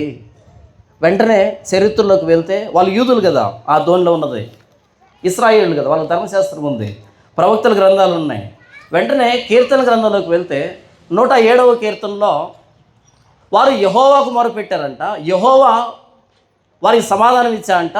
సముద్రాన్ని అణిచివేయడం ద్వారా వారికి సమాధానం ఇచ్చాడంట. ఈయన యెహోవా కాకపోతే ఇంకెవరు? పోనీ ఇంకెవరైనా సముద్రాన్ని అణిచారా? సముద్రాన్ని అణచగలరా? ఎక్కడైనా అలాంటిది ఉందా? లేదు. చెప్పాలనా నేను దేవుడినని? మళ్ళీ ప్రత్యేకంగా చెప్పుకోవాలన్నా? ఆల్రెడీ పాత నిబంధనలో దేవుడు చెప్పాడు కదా, నేనే దేవుడిని, నేను తప్ప ఇంకో దేవుడు లేడని చెప్పాడు కదా. ఇప్పుడు యేసు వచ్చి నేను దేవుడిని అంటూ ఆ దేవుడిని నేనేం చెప్తాడు? ఆ పాత నిబంధనలో ఉన్నది నేనేం చెప్తాడు? ఎలా చెప్తాడు? స్టేట్మెంట్ రూపంలో కాదు, ఒక అద్భుతం రూపంలో చెప్తాడు. దాన్ని పట్టుకొని మనం వెతుక్కోవాలి. అందుకే కదా పాత నిబంధన గ్రంథం మన చేతిలో ఉన్నది. 89వ కీర్తన 9వ వచనంలో ఇలాగ రాయబడింది, సముద్రపు పొంగును అణుచువాడవు నీవే, దాని తరంగములు లేచినప్పుడు నీవు వాటిని అణిచివేయుచున్నావు. ఏం మాట్లాడుతున్నాడు కీర్తనకారుడు? సముద్రపు పొంగును అణుచువాడవు నీవే, దాని తరంగములు లేచినప్పుడు నీవు వాటిని అణిచివేయుచున్నావు. సముద్రపు పొంగుని అణిచివేసేది ఎవరంటే యెహోవా అని చెప్తున్నాడు కీర్తనకారుడు. ఇంకెవరికి అలాంటి శక్తి లేదు, అలాంటి అధికారం లేదు. యోబు గ్రంథం 38వ అధ్యాయంలో ఇంకా అద్భుతమైన మాట రాయబడి ఉంటుంది. చూడండి, 38వ అధ్యాయం 8వ వచనం నుంచి, సముద్రము దాని గర్భము నుండి పొర్లి రాగా తలుపుల చేత దాన్ని మూసిన వాడేవాడు. నేను మేఘమును దానికి వస్త్రముగాను గాఢాంధకారమును దానికి పొత్తిగుడ్డగాను వేసినప్పుడు నీవు ఉంటివా? దానికి సరిహద్దు నియమించి దానికి అడ్డగడియలను తలుపులను పెట్టించినప్పుడు నీవు ఇంతవరకే కానీ మరి దగ్గరకు రాకూడదని, ఇక్కడనే నీ తరంగములో పొంగు అనపబడునని నేను చెప్పినప్పుడు నీవు ఉంటివా? ప్రారంభమైన సముద్రాన్ని చేస్తున్నప్పుడు ఆ సముద్రానికి ఆయన పెడుతున్నటువంటి నియమాలు, నీవు ఇంతవరకే కానీ మరి దగ్గరకు రాకూడదనియు, ఇక్కడనే నీ తరంగముల పొంగు అనపబడుననియు నేను చెప్పినప్పుడు నీవు ఉంటివా? దానికి సరిహద్దులు నియమించాడంట. ఇంతవరకే రావాలి, దీనికి మించి రాకూడదు. దీనికి మించి ఎప్పుడు రావాలో చెబుతాను, అప్పుడు దానికి సునామీ అని పేరు పెట్టుకుంటారు జనాలు. న్యాచురల్ లాస్ ఏంటంటే ఇంతవరకే రావాలి, దీన్ని దాటి రాకూడదు అన్నది ఆయన పెట్టిన నియమం. అప్పుడప్పుడు తమాషాలు ఎక్కువైనప్పుడు ఏం చేస్తాడు, ఇంతకు మించి రావచ్చు అని చెప్తాడు. దానికి మనం ఏమైనా పేరు పెట్టుకుంటాం, సునామీ అని పేరు పెట్టుకుంటాం. సముద్రాన్ని చూసినప్పుడు పెద్ద పెద్ద అలలు వస్తూ ఉంటాయి, అమ్మో అనిపిస్తుంటుంది. అలా అంత దూరంకి వచ్చి అలలన్నీ పడిపోయి అలా చల్లగా కాలు దగ్గరికి వచ్చి కాలు దగ్గర మరలా వెనక్కి వెళ్తుంటాయి. అంత పెద్ద సముద్రం ఆ చుట్టుపక్కల ఉన్న ఊర్లని ముంచి పడేయకూడదు లేదంట. ఇంతవరకే అని పెట్టాడు. ఇంతవరకే నియమం. లూకా గారు ఏం చెప్తున్నాడు అంటే, ఈయన ఎవరో అనే ప్రశ్నని వదిలిపెట్టేశాడు మనకి. మీరు పూర్తి చేయండి సమాధానాన్ని. ఈయన ఎవరో, ఇంతకు మీకెవరు ఈయన, ఇంతకు మీరేమనుకుంటున్నారు ఈయన గురించి? అదే మనం చూసాం కదా, రక్తస్రావ రోగం కలిగిన స్త్రీ ఉంది. ఎందుకు రక్తస్రావ రోగం అన్నాడు అంటే, మళ్ళీ మనం లేవీకాండానికి వెళ్ళాలి, 15వ అధ్యాయం చదవాలి. ఓహో, రక్తస్రావ రోగం అంటే అపవిత్రత. క్రీస్తు స్వస్థత కాదు అక్కడ చేస్తున్నది, అపవిత్రత నుంచి విడుదల ఇస్తున్నాడు, పవిత్రురాలుగా చేస్తున్నాడు. లేవీకాండం చదవలేదనుకో అర్థం కాదు. లూకా గారు రాసింది.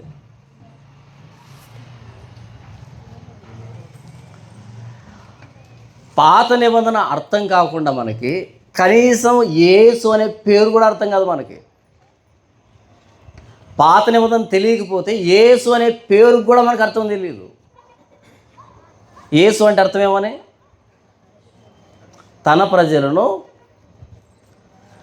వారి పాపముల నుండి ఆయనే రక్షిస్తాడు. యేసు అనేటువంటి పేరు యెహోషువ ఉంది పాత నిబంధనలో. ఆ పేరు యెహోషువ పాత నిబంధనలో, అది కొత్త నిబంధనలో యేసు అయింది. ఒరిజినల్గా దాని నేమ్ యెహోషువ. పాత నిబంధనలో యెహోషువనే, కొత్త నిబంధనలో యేసు. అయితే ఆయనకు ఈయనకు తేడా ఏంటంటే, ఆయన కనానీయుల నుంచి ఇశ్రాయేలును రక్షిస్తాడు కాబట్టి యెహోషువ. కనానీయుల నుంచి ఇశ్రాయేలును రక్షిస్తాడు కాబట్టి యెహోషువ. మరి ఈయనెవరు? పాపాల నుంచి రక్షిస్తాడు కాబట్టి యేసు. తేడా అర్థమవుతుందా? ఆయన రక్షకుడే, ఈయన రక్షకుడే. ఆయన దేని నుంచి రక్షిస్తాడు? కనానీయుల నుంచి రక్షిస్తాడు. ఎలా రక్షిస్తాడు? యుద్ధాలు చేసి రక్షిస్తాడు, అది కూడా కొంత మట్టుకు. ఈయన ఎవరు ఎంతకి? ఈయన రక్షకుడే. ఈయన మనుషుల నుంచి రక్షణ కాదు ఇచ్చేది, పాపాల నుంచి రక్షిస్తాడు. పాపాల నుంచి ఎలా రక్షిస్తాడు? తాను సిలువ మీద ప్రాణం పెట్టడం ద్వారా రక్షిస్తాడు. పాత నిబంధన అర్థం కాకపోతే, పాత నిబంధన చదవకపోతే, కొత్త నిబంధనలో కనీసం యేసు ప్రభు అనే పేరు కూడా మనకు అర్థం కాదు. క్రీస్తు, మెస్సియా. క్రీస్తు అంటే ఏంటి అర్థం? అభిషిక్తుడు అంటే ఎప్పుడు అభిషేకించాడు దేవుడు ఆయన్ని? ఎందుకు అభిషేకించాడు దేవుడు ఆయన్ని? క్రీస్తు అంటే అభిషిక్తుడు. పాత నిబంధనలో 3 వ్యక్తులు ఉన్నారు అభిషిక్తులు.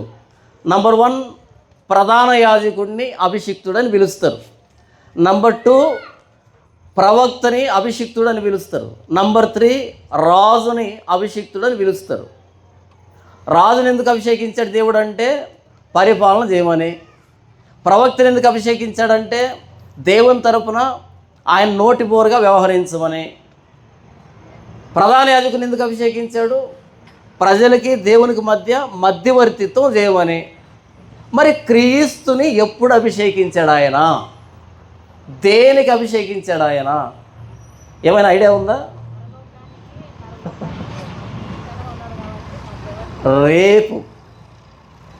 రేపు నేను ఈ ప్రసంగాన్ని ఎత్తుకునే ముందు ఉదయం ఈ ప్రశ్న అడిగి ప్రారంభిస్తాను. మీరు కష్టపడకుండా మీకు ఒక చిన్న ఫేవర్ చేస్తాను. అదేంటంటే దానియేలు గ్రంథాన్ని చదవండి. అందులో ఉంది క్రీస్తును ఎందుకు అభిషేకించాడు ఆయనని. దానియేలు గ్రంథంలో ఎన్ని అధ్యాయాలు ఉంటాయి? ఎన్ని ఉంటాయి? దానియేలు గ్రంథంలో ఎన్ని అధ్యాయాలు ఉంటాయి? మన దగ్గర సమాధానం లేదా? ఇంటికి వెళ్ళి దానియేలు గ్రంథాన్ని చదివి అందులో ప్రభువైన యేసుక్రీస్తు అనే దేవుడు ఎప్పుడు అభిషేకించాడు, దేనికి అభిషేకించాడు అనేదాన్ని రేపు తెలుసుకొని రండి. హోంవర్క్ అది. మీరు భలే ఉన్నారు, తెల్ల పేపర్ లాగా ఏ మరక మచ్చ లేకుండా కల్మషం లేకుండా మీరు చూస్తూ ఉంటే మాకేం సంబంధం లేదని వస్తున్నారు. మీరు వచ్చే విధానం కానీ పోయే విధానం కానీ చూస్తుంటే మాకేం సంబంధం లేదు, మీటింగ్ పెట్టారు వచ్చి కూర్చున్నా వెళ్ళిపోతున్నా అని. ఎందులోని ఇన్వాల్వ్మెంట్ లేదు. నీళ్ళలో తామరాకుంటా చూసారా? అసలు నీళ్ళే అంటుకో. మీరు కూడా ఎగ్జాక్ట్గా అలాగే ఉన్నారు.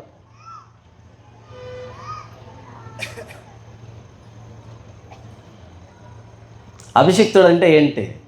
క్రీస్తు అంటే ఏంటి? ఎందుకు ఈ మాట చెప్పాను అంటే దానియేలు గ్రంథం చదివితే కానీ క్రీస్తు అనే పదానికి అర్థం తెలియదు మనకి. ఆదికాండం 3వ అధ్యాయం 15వ వచనం నుంచి ప్రారంభిస్తే కానీ యేసు అనే పదానికి అర్థం తెలియదు మనకి. పాత నిబంధన ఎందుకు చదవాలి అంటే డిసెంబర్ 31 రోజు నైటు పేపర్లు చింపుకోవడానికి కదా, వాగ్దానాల రూపంలో. అందుకాదు పాత నిబంధన చదవాల్సి ఉంది.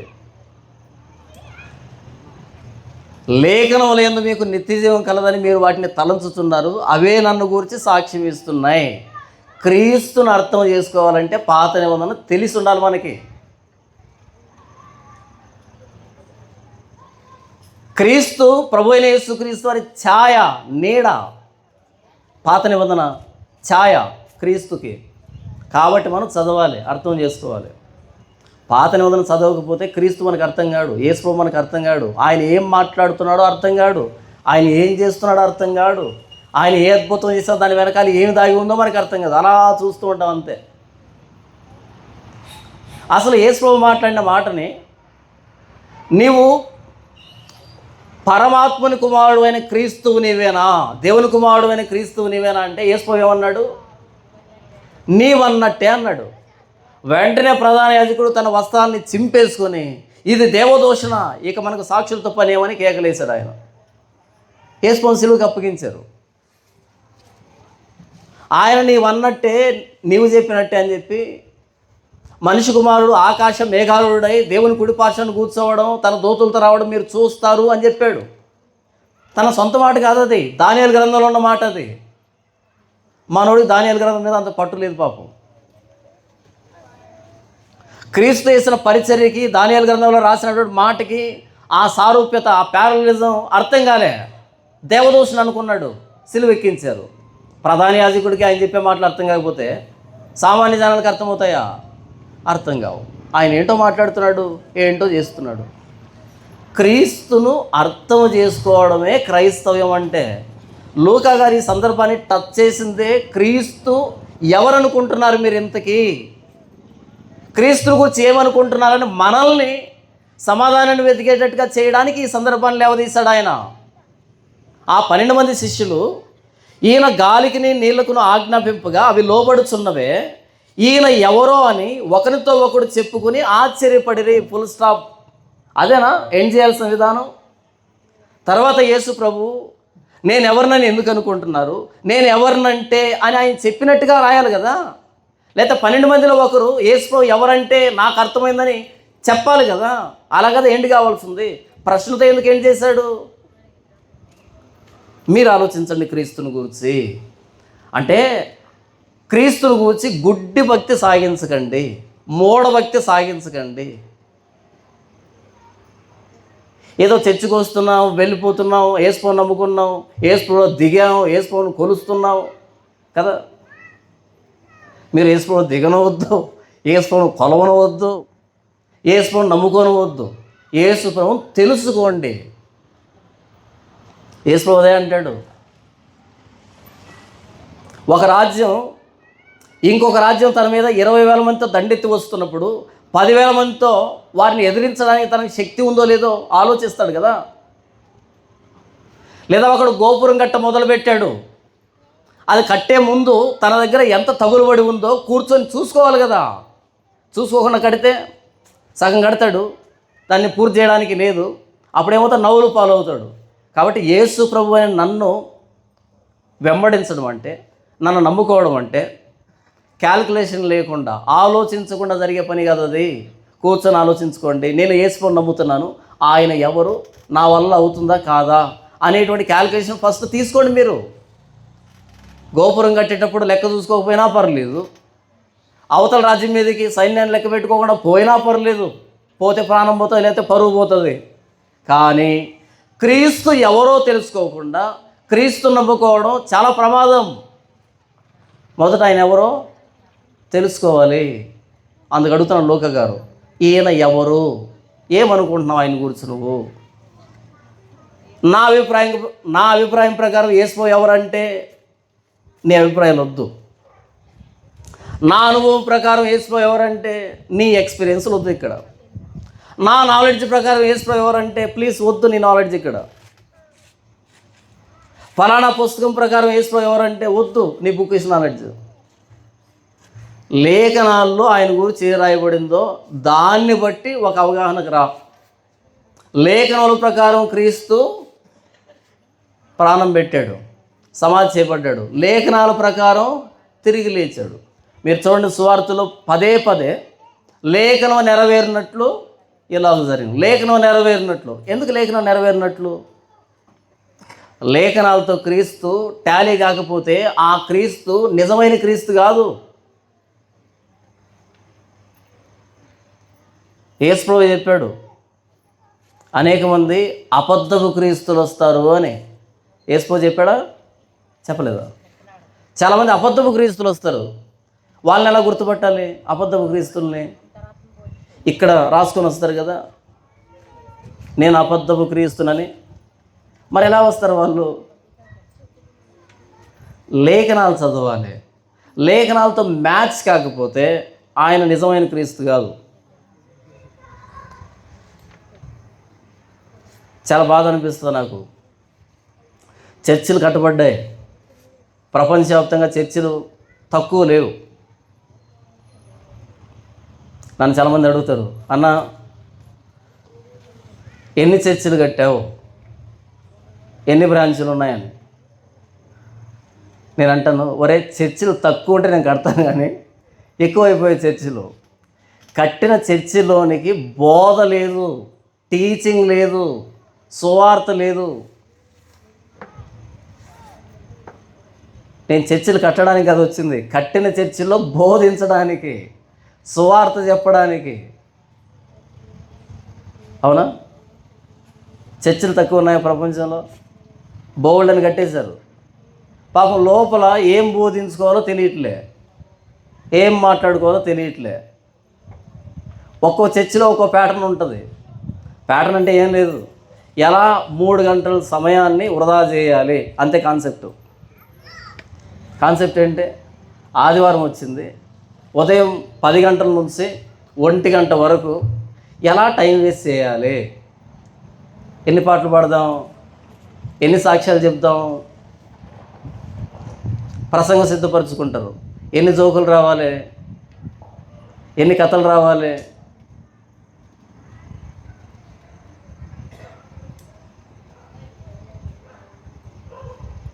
క్రీస్తు ఎవరు ఇంతకీ? ఎప్పుడైనా లేఖనాల్లో నుంచి క్రీస్తుని అర్థం చేసుకున్నావా? లేఖనాలు ఏం చెప్తున్నాయి క్రీస్తు గురించి ఎప్పుడైనా ఆలోచించావా? అలా లేదు. మా పాస్టర్ గారు ఏం చెప్తే అదే, అంత ఇంకేమన్నా ఉందో? మనం ఒకవేళ అనుమానిస్తే యేసు ప్రభువునే అనుమానిస్తామేమో కానీ పాస్టర్ గారిని అనుమానించం. ఎందుకని? యేసు ప్రభుకి పాస్టర్ నుంచి ఏమైనా తెలిసి ఉంటుందా? మనం అన్నమాట, యేసు ప్రభుకి పాస్టర్కి మించి ఏమైనా తెలిసి ఉంటుందా? తెలిసి ఉంటుంది కదా. ఎందుకంటే యేసు ప్రభు ఒక్క సంఘం కూడా కట్టాడా ఒకటైనా? కానీ మన పాస్టర్ గారు 1000 సంఘాలు. మరి 1000 సంఘాలు కట్టినోడికి ఎక్కువ తెలిసి ఉంటుందా? ఒక్క సంఘం కూడా కట్టినటువంటి క్రీస్తుకి ఎక్కువ తెలిసి ఉంటుందా? ఏంటి, క్రీస్తు తెలుసా? వింత కనిపిస్తుంది నాకు. మరి సంఘాలు కట్టడం అంటే ఏంటి? ఇంతకు బిల్డింగ్లు కట్టడమా? సంఘాలు కట్టడం అంటే బిల్డింగ్లు కట్టడమా? లేకపోతే గుంపును సమకూర్చడమా? జనాలను సమీకరించడం సంఘాన్ని కట్టడం కాదు. అలాగైతే అపోస్తలుడైన పౌలు అటర్ ఫ్లాప్ అవుతాడు మనతో పోల్చుకుంటే. ఏం కట్టాడు ఆయన? పేతురు కానీ, యాకోబు కానీ, యోహాను కానీ, అపోస్తలు కానీ ఏం కట్టారు వాళ్ళు? అసలు ఒక్కొక్కడు 1000 సంఘాలు, 500 సంఘాలు, 2000 సంఘాలు, 3000 సంఘాలు, ప్రపంచం అంతా బ్రాంచులు. అబ్బో, ఎందుకు ఇదంతా? మళ్ళీ పొట్టగోస్తే అక్షరం తెలియదు బైబిల్లో. ఎలా కట్టారు 2 సంఘాలు అంటే? ప్రార్థన చేసి. మరి అదే ప్రార్థన, ప్రభువా నాకు బైబిల్ అర్థం కాలేదని చేయొచ్చుగా. ఇన్ని సంఘాలు కట్టడానికి ప్రార్థన చేసావు కదా, ఎప్పుడైనా మోకరించి ప్రభువా ఆదికాండం నుంచి ప్రకటన గ్రంథం దాకా లేఖనాల పట్ల నాకు సంపూర్ణమైన అవగాహన ఇవ్వు, కట్టినటువంటి సంఘాల్లో బోధించడానికి అని ఎప్పుడైనా అడుగుంటాడా? అడుగుంటాడు. అడిగితే దేవుడు సమాధానం చెప్పుంటాడు. మరి కూర్చొని చదువు అని. అయ్యా పనేనా? ఎన్ని పేజీలు? 1021 పేజీలు. ఎప్పుడు చదవాలి? అయ్యే పని కాదు. ఏం చేద్దాం? వేదికెక్కి పరిశుద్ధాత్మ దేవుడు ఎటు నడిపిస్తే అటు వెళ్ళిపోదాం. అలా నడిపించడు పరిశుద్ధాత్మ దేవుడు. దైవజనుడు సన్నద్ధుడై ప్రతి సత్కార్యానికి పూర్ణముగా సిద్ధపడి దైవావేశం వల్ల కలిగిన ప్రతి లేఖనాన్ని దాన్ని సరిగ్గా విభజించేవానిగా, ఖండించడానికి, గద్దించడానికి, బుద్ధి చెప్పడానికి, నీతేందు శిక్ష చేయడానికి తగినట్టుగా సిద్ధపడాలి. లేఖనాలు ఇచ్చింది దేనికి? వేదిక ఎక్కడం, ఏది నోటుకు వస్తే అది మాట్లాడడం. 12 గంటలు అయిపోయింది, అందరు కానుకలు పాటెత్తుకొని కానుకలు వేసుకొని ఎవరింటికి వాళ్ళు వెళ్ళిపోవడం. క్రీస్తుని అర్థం చేసుకోవడం కాదు ఇది. క్రీస్తుని అడ్డు పెట్టుకొని బ్రతక నేర్చడం అంటారు దీన్ని. క్రీస్తుని అడ్డు పెట్టుకొని బ్రతక నేర్చడం అంటారు దీన్ని. వేదిక ఎక్కే ముందు నీకు క్లారిటీ ఉండాలి. ఏ విధానంలో క్రీస్తుని అర్థం చేయించాలి, గురి కలిగి ఎక్కాలి. దానికి ఏం చేయాలి? ముందు రోజులు సిద్ధపడాలి, లేఖనాల నుంచి సిద్ధపడాలి.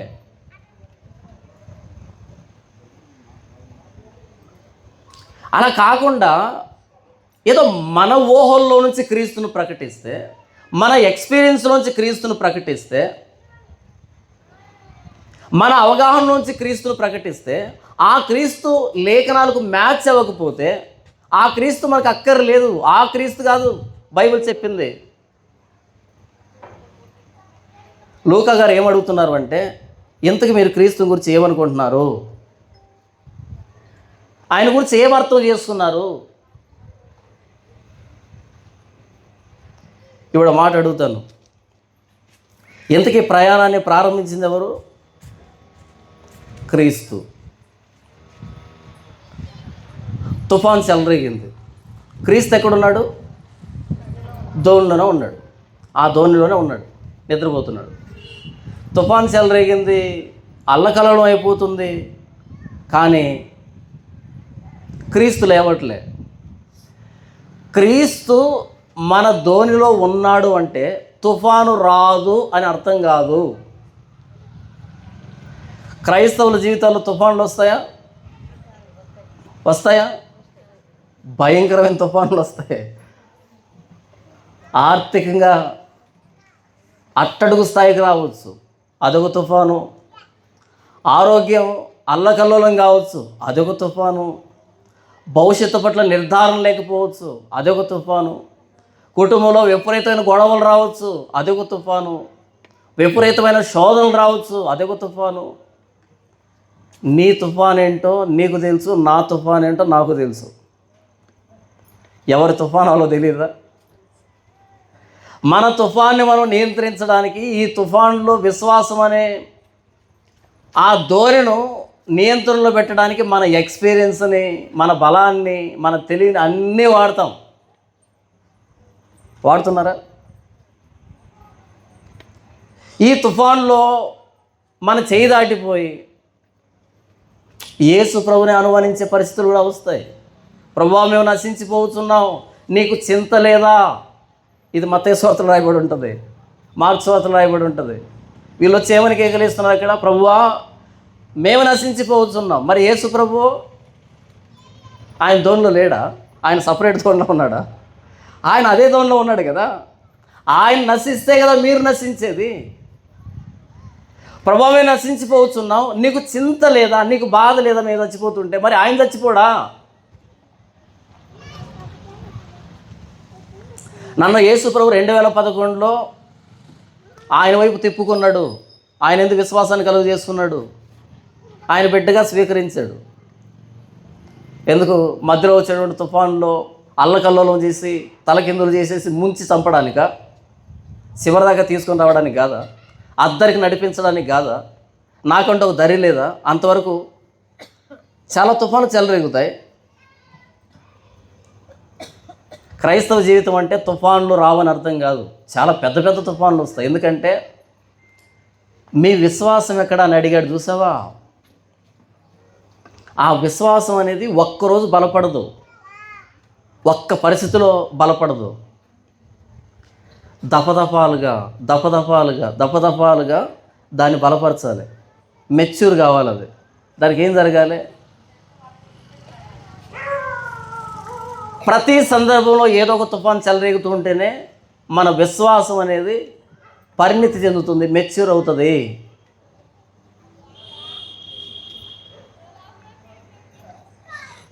మన ఇంట్లో ముసలోళ్ళు ఉంటారు. ఏదైనా ఒక ప్రమాదమో లేకపోతే ఒక విపత్కర పరిస్థితిని గురించి మాట్లాడండి, వాళ్ళు షాక్ అవ్వరు, గాబరా పడరు, చాలా ప్రశాంతంగా వింటారు. అవునా, అలా జరిగిందా అని ప్రశాంతంగా మాట్లాడుతుంటారు. మనమేమో కింద మీద అయిపోతుంటాం. ఎందుకని? ఎంత వయసు వాళ్ళకి? ఎన్ని సందర్భాలు చూడలేదు ఇలాంటివి. మనకు కొత్త ఇదంతా. వాళ్ళు చాలా పాత, చాలా విషయాలు చూశారు, అనుభవం. అదే వాళ్ళు కూడా మన వయసు ఉంటే వాళ్ళు కంగారు పడి, మనం కంగారు పడి గందరగోళం అయిపోతుంది పరిస్థితి. వాళ్ళు ఎందుకు అంత నిమ్మలంగా ఉన్నారు అంటే వాళ్ళ జీవితంలో ఇలాంటివి చాలా చూసి వచ్చారు కాబట్టి అలవాటు అయిపోయింది. ప్రతి దాంట్లోంచి ఒకటి నేర్చుకున్నారు. అలాగే మీ విశ్వాసం ఎక్కడని ప్రభువు అడిగాడు, చూసావా? ఆ విశ్వాసం అనేది ఒక్కరోజు బలపడదు, ఒక్కరోజు అది పరిణితి చెందదు. ఆ విశ్వాసానికి పరీక్షలు ఎదురవుతూనే ఉండాలి. తుఫాను వస్తూనే ఉండాలి, అడపాదడప వస్తూనే ఉంటే అప్పుడు అందులో మెచ్యూర్ అవుతాం మనం. కాబట్టి క్రైస్తవ జీవితం అంటే తుఫాన్లు లేని జీవితం కాదు. తుఫాన్లు వస్తూనే ఉంటాయి, రావాలి కూడా. అలా వచ్చినప్పుడే మన విశ్వాసం ఏ స్థాయిలో ఉందన్నది మనకు అర్థమవుతుంది. వీళ్ళు ప్రాణాపాయ స్థితిలో, అపాయకరమైన స్థితిలో ఉండరు, చనిపోతామనేంత స్థితిలోకి వచ్చారు. వాళ్ళు వచ్చి యేసుప్రభుని లేపినప్పుడు మీ విశ్వాసం ఎక్కడ అని వారితో యేసుప్రభు గద్దించాడు. పైన సముద్రాన్ని గద్దించాడు, ఇప్పుడు శిష్యులు గద్దిస్తున్నాడు. ఏమని? మీ విశ్వాసం ఎక్కడా? ఇలాంటి తుఫాన్లలోనే అసలైన విశ్వాసం బయటకు వస్తుంది. ఏమాత్రం నమ్ముతున్నామని. చుట్టూ ఎవరు కనిపించరు, చుట్టూ సముద్రమే కనిపిస్తుంది, చుట్టూ గాలివానే కనిపిస్తుంది, చుట్టూ ఉరుములు, మెరుపులు, పిడుగులు కనిపిస్తాయి. అయిపోయింది అనుకుంటాం. మనం గుర్తుపెట్టుకోవాల్సింది ఏంటంటే ఆ తుఫానుని, సముద్రాన్ని, వీళ్ళ ప్రాణాలని మొత్తాన్ని తన స్వాధీనంలో పెట్టుకుని ఉన్నాడు ఒక ఆయన. ఆయన గుర్తుపడితే సరిపోతుంది. తుఫాను గొప్పదే కాదనిలే, కానీ దాన్ని గద్దించేవాడు ఇంకెంత గొప్పవాడు. మనం ఈయన అర్థం చేసుకోవాలి, తుఫాను కదా అర్థం చేసుకోవాల్సింది. లూకా గారు ఈ సందర్భం ద్వారా తుఫాను ప్రభావాన్ని చెప్పట్లే, తుఫానుని గద్దించినటువంటి ఈయన ప్రభావాన్ని గురించి మనం ఆలోచించాలని ఈ సందర్భాన్ని రాస్తున్నాడు. మనకు అర్థం కావాల్సింది క్రీస్తు. కానీ మనం సమస్యను అర్థం చేసుకునేదానికి ప్రయత్నం చేస్తాం. క్రీస్తు బయట తుఫాను కంటే చాలా గొప్పోడు. మన శక్తికి, జ్ఞానానికి, మన పరిధికి మించి చాలా జరుగుతుంటాయి మన జీవితం కదా. ఎవరి జీవితంలో ఎలాంటి తుఫాను వస్తో మనకు తెలియదు. కానీ క్రీస్తు వీటన్నింటికంటే గొప్పోడు. వీటన్నింటినీ తన స్వాధీనంలో పెట్టుకొని నడిపిస్తున్నాడు. ఎందుకంటే ప్రయాణాన్ని ప్రారంభించమని చెప్పిందే ఆయన. ఈ ప్రయాణంలో ఎన్ని తుఫాను చెలరేగుతాయో తెలిసినోడే ఆయన. ప్రతిదానికి ఒక కారణం ఉంటుంది ఆయనకి. మనల్ని ఆయన రక్షించినప్పుడు, ఆయనలోనికి ఆహ్వానించినప్పుడు, తన బిడ్డలుగా చేసుకున్నప్పుడు మన జీవితం అనే ఈ ప్రయాణం, ఈ విశ్వాస యాత్ర ఎన్ని మలుపులు తీసుకోవాలనో, ఎన్ని తుఫాన్లకు ఎదురొడ్డి నిలవబడాలనో, ఏ తుఫాన్లో ఎంత విశ్వాసాన్ని నేర్పించాలనో ప్రతీదీ లెక్కే ఆయనకే. ఆయన తెలియకుండా ఏమీ జరగదు. మనం ఆయన్ని అర్థం చేసుకోవడం పక్కన పెట్టేస్తే ఈ మనుషులు చెప్పేటువంటి చమత్కార కల్పనల్లో, ఈ దురద చెవుల్ని గోకేదానికి చేసే ప్రసంగీకులు ఉంటారు చూసావా,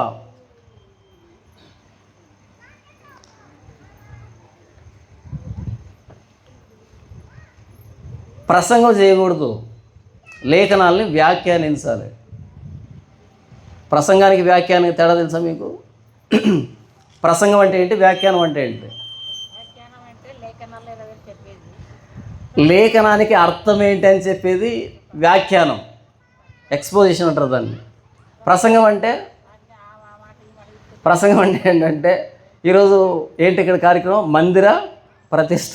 నిజంగా నేను ఆ బ్యానర్ కూడా చూడలేదు ఇప్పటి వరకు, ఆ పోస్టర్ కూడా చూడలేదు. నిన్న చూశాను, ఎందుకంటే ఈ వేదిక మీదకి ఆహ్వానించింది ఎవరని వాళ్ళ పేరు చదవడానికి మాత్రం చూశాను తప్ప నాకు కార్యక్రమం ఏంటో తెలియదు. నేను అడిగింది ఏంటంటే ఎన్ని ప్రసంగాలు ఉంటాయి, ఎన్ని సెషన్లు ఉంటాయని అడిగాను అంతే. నాకు అంతకుమించి ఇంకేం తెలియదు.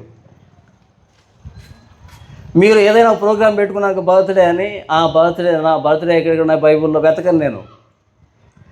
నేను చెప్పాలని ఇక్కడ అనుకుంటాను, మీరు ఏ కార్యక్రమం పెట్టుకుని నేను అదే చెప్తాను అంతే. అది చావైనా, బ్రతుకైనా, పెళ్ళైనా, విడాకులైనా అన్నిటికీ అదే. ఎందుకని అన్ని పరిస్థితులకి క్రీస్తు చాలినవాడు. నువ్వు ఏ పరిస్థితినైనా తీసుకో, క్రీస్తు సరిపోయినవాడు. బైబిల్ అలాంటి హెడ్డింగ్స్ లేవు, పుట్టినరోజు మెసేజ్లు లేవు, పెళ్లి రోజు మెసేజ్లు లేవు, కృతజ్ఞత కూడికి సంబంధించిన మెసేజ్లు లేవు. మనం పెట్టుకునే ఇవన్నీ. ప్రసంగం అంటే ఏంటంటే, పుట్టినరోజు అనగానే పుట్టినరోజులు ఎక్కడెక్కడ ఉన్నాయి బైబిల్లో, చిన్నపిల్లలకు సంబంధించిన మెసేజ్లు ఎక్కడున్నాయి బైబిల్లో, ఆ రెఫరెన్స్లు అన్నీ వెతుక్కోవడం, వరుస పెట్టి 4 వచనాలు, 4 జోకులు, 4 కథలు సరిపోయిందా? గంట వచ్చేస్తుందా? లాగిన్ చేయొచ్చు.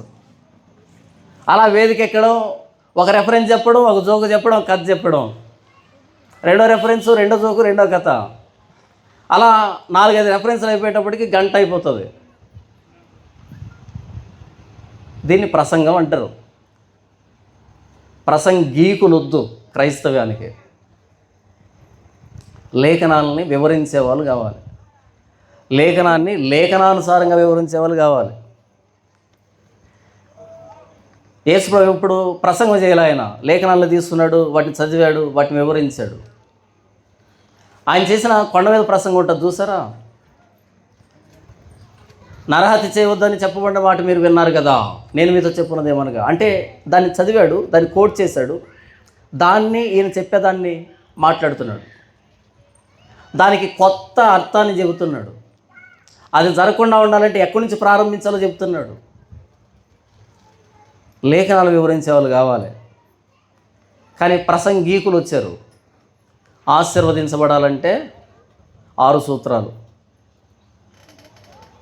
ఆశీర్వాదానికి 6 సూత్రాలు. అంత ఆశీర్వదించబడితే వీడెందుకు అడుగు తింటాడు వేదికెక్కి? ఆశీర్వాదానికి 6 సూత్రాలు వీడు తెలుసుంటే వీడెందుకు అడుగు తింటాడు అంటే వీడు కూడా తెలియదు అనమాట. ఏదో ప్రిపేర్ అయ్యాడు, ఆశీర్వాదం 4 టైటిల్స్ 6 రెఫరెన్స్లు వెతుక్కున్నాడు, అంతే 4 జోకులు తగిలించి కొడతాడు, అంతే గంట అయిపోతుంది.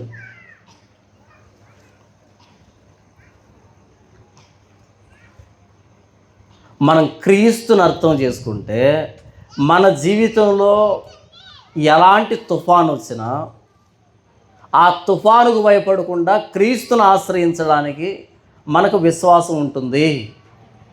కాగా వినుట వలన విశ్వాసం కలుగును, ఆ వినుట క్రీస్తుని గూర్చిన మాట వలన కలుగును.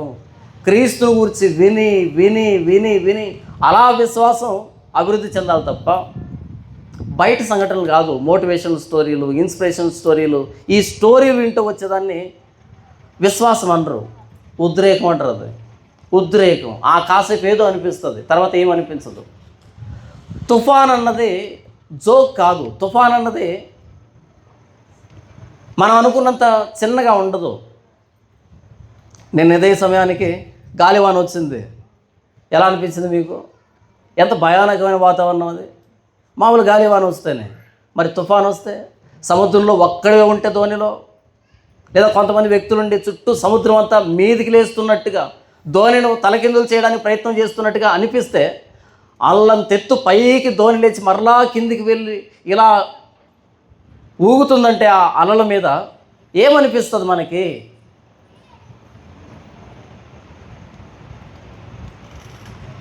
దేవుడు దయచేసి నా గుండెను ఆపేస్తే సరిపోతుంది కదా అనిపిస్తుంది. ఆ భయం తట్టుకోలేక గుండె ఆగదు, ఇది ఆగదు.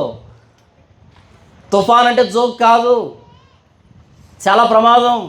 ఎవరుండరు. నాకు ఎప్పటికో ప్రశ్న, గట్టిగా ఉరిమింది అనుకో, ఏం చేయాలన్నది నాకు తెలియదు ఇప్పటికీ. ఒక్కరే ఉంటాం, పెద్ద పెద్ద వర్షం పడుతుంటుంది, గట్టిగా ఉరిమింది అనుకో పెలపెలమని, ఇప్పుడు ఏం చేయాలి నేను అనిపిస్తుంది. ఎక్కడికి వెళ్ళి దాక్కోవాలి, ఎవరికి చెప్పుకోవాలి? పోనీ ఎవరు ధైర్యం చెప్తారు ఆ సమయంలో? గట్టిగా ఉరిమితే ఏం చేయాలో తెలియదు మనకి. మన జీవితంలో వచ్చే తుఫాన్లు నిజం. ఆ నిజమైన తుఫాన్ని మనం పుల్పిట్ మీద నుంచి, వేదిక మీద నుంచి జోకులు విని ఉంటామే, ఇన్స్పిరేషన్ స్టోరీస్ విని ఉంటామే, అవి ఎదుర్కోలేవు. ఆ తుఫాన్లు ఎదుర్కొనే ఒకే ఒక సాధనం ఏంటంటే క్రీస్తు ఎవరో మనకు తెలిసి ఉండడమే, అనుభవపూర్వకంగా తెలిసి ఉండడమే, లేఖనానుసారంగా తెలిసి ఉండడమే. లేఖనాల నుంచి వచ్చిన విశ్వాసమే నిజమైన తుఫాన్లో నుంచి మనల్ని ఓదార్చేది, ధైర్యపరిచేది. తుఫాను ఎలాంటి పరిస్థితులు క్రియేట్ చేస్తుందంటే ఇంతకు యేసుప్రభు ఎవరు అనే ప్రశ్నలు లేవదీస్తుంది. కాదులే, యేసుప్రభు నిజం కాదేమో, యేసుప్రభు ఇందులోంచి బయట వేయలేడేమో, యేసుప్రభుని అనుమానించేటట్టుగా చేస్తుంది తుఫాన్ అనేది. సమస్య అబద్ధం కాదు, సమస్య నిజం. ఎవరి జీవితాన్ని ఎలాంటి తుఫాన్ దాడి చేస్తుందో తెలియదు మనకి.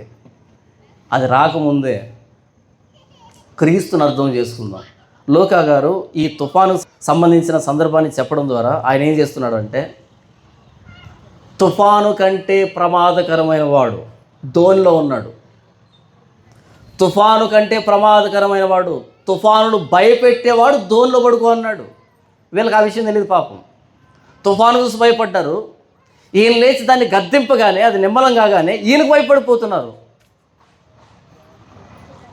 మీరు ఏ సమస్యనైనా తీసుకున్నాడు క్రీస్తు వైపు, క్రీస్తు దగ్గరికి, ప్రతి సమస్య ఆయన ఆధీనంలోనే నడుస్తుంది. అది ఏదైనా కానీ. లేదండి దీన్ని మేము హ్యాండిల్ చేయలేము, క్రీస్తు హ్యాండిల్ చేయగలడు, క్రీస్తు నియంత్రించగలడు. ప్రతి దాని మీద ఆయనకు పట్టుంది, అధికారం ఉంది, గద్దిస్తాడు ఆయన. ఈ సమస్త సృష్టిని నోటి మాటతో కలుగు చేసిన వాడు. కలిగి ఉన్నదేది ఆయన లేకుండా కలుగు లేదని రాయబడింది. ఈయన్ను అర్థం చేసుకోవడమే క్రైస్తవ్యం అంటే. చాలామంది ఏమనుకుంటారంటే క్రైస్తవ జీవితం అంటే తుఫాన్లు లేని జీవితం అనుకుంటారు. క్రైస్తవ్యం అంటే యేసుని నమ్ముకోండి, మీకు సంతోషం, శాంతి, సమాధానం, నెమ్మది, భద్రత, ఆశీర్వాదం, దీవెన, ఐశ్వర్యం, పిల్లలు, ఇవన్నీ జోకులు. బైబిల్ నేను చెప్పాలా? యేసుని నమ్ముకుంటే శాంతి సమాధానం ఎక్కడుంది బైబిల్లో? ఎక్కడుంది ఆ మాట? యేసుని నమ్ముకుంటే శాంతి సమాధానం, భద్రత, నెమ్మది, కాపుదల, ఐశ్వర్యం, ఆరోగ్యం, సమాధానం, ఆశీర్వాదం, నెమ్మది ఉందా బైబిల్ ఎక్కడైనా? అపోస్తులు చెప్పలే. క్రీస్తు ప్రేమ నుండి మమ్మును ఎడబాపునది ఏది? శ్రమ అయినను, హింస అయినను, కరువైనను, ఖడ్గమైనను, ఉపద్రవమైనను, వస్త్రహీనత అయినను మమ్మను ఎడబాపునా. ఇవన్నీ వచ్చినా సరే మేము క్రీస్తును వదిలిపెట్టమని చెప్తున్నారు వాళ్ళు. ఖడ్గం వచ్చినా వదిలిపెట్టం, ఉపద్రవం వచ్చినా వదిలిపెట్టం, వస్త్రహీనత వచ్చినా వదిలిపెట్టం, హింస, కరువు, శ్రమ ఏది మమ్మల్ని క్రీస్తు ప్రేమ నుంచి ఎడబాపలేదు. ఒక్కసారి క్రీస్తు ప్రేమను అర్థం చేసుకుంటే ఏమి లేకపోయినా సరే మనం క్రీస్తుని వదిలిపెట్టాం, ఆయన ప్రేమ చాలు అని బైబిల్ చెప్తే ఈరోజు ఏం మాట్లాడుకుంటున్నాం? లేదు యేసుని నమ్ముకుంటానంట, చాలా వచ్చేస్తాయంట. మరి ఆయన ఏ యేసు ప్రభువో? బైబిల్లో లేవు ఆ మాటలు. వేరొక యేసు ప్రభు, వేరొక క్రీస్తు, మేలు ప్రకటించేటువంటి క్రీస్తు.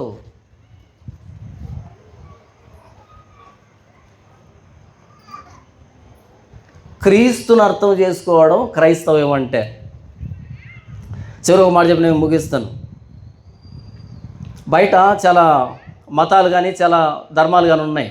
అవేం చెప్తాయంటే బయట పరిస్థితులు ఎలాగున్నా సరే మనం ఎలాగ ఉండాలంటే లోపల నెమ్మదిగా ఉండాలి, ప్రశాంతంగా ఉండాలి. మెడిటేషన్ అంటే ఏంటి ఇంతకీ? అదే కదా. బయట పరిస్థితులన్నీ విపత్కరంగా మారుతున్నా సరే మనం మాత్రం ఎలాగ ఉండాలి? Inner peace. ఏంటంట? Inner peace. లోపల పీస్గా ఉండాలంట, ప్రశాంతంగా ఉండాలంట, కష్టాల్లో నవ్వాలంట. నాకు తెలియగలుగుతాను, కష్టాల్లో నవ్వితే కష్టానికి అర్థం ఏంటి? జోక్ నవ్వాలి, కష్టానికి ఏడవాలి. మనోళ్ళు రివర్స్లో వచ్చారు. బయట పరిస్థితి ఎలాగున్నా సరే నవ్వాలంట, నవ్వుతూ బ్రతకాలంట. మరి ఏడ్చేది ఎప్పుడు?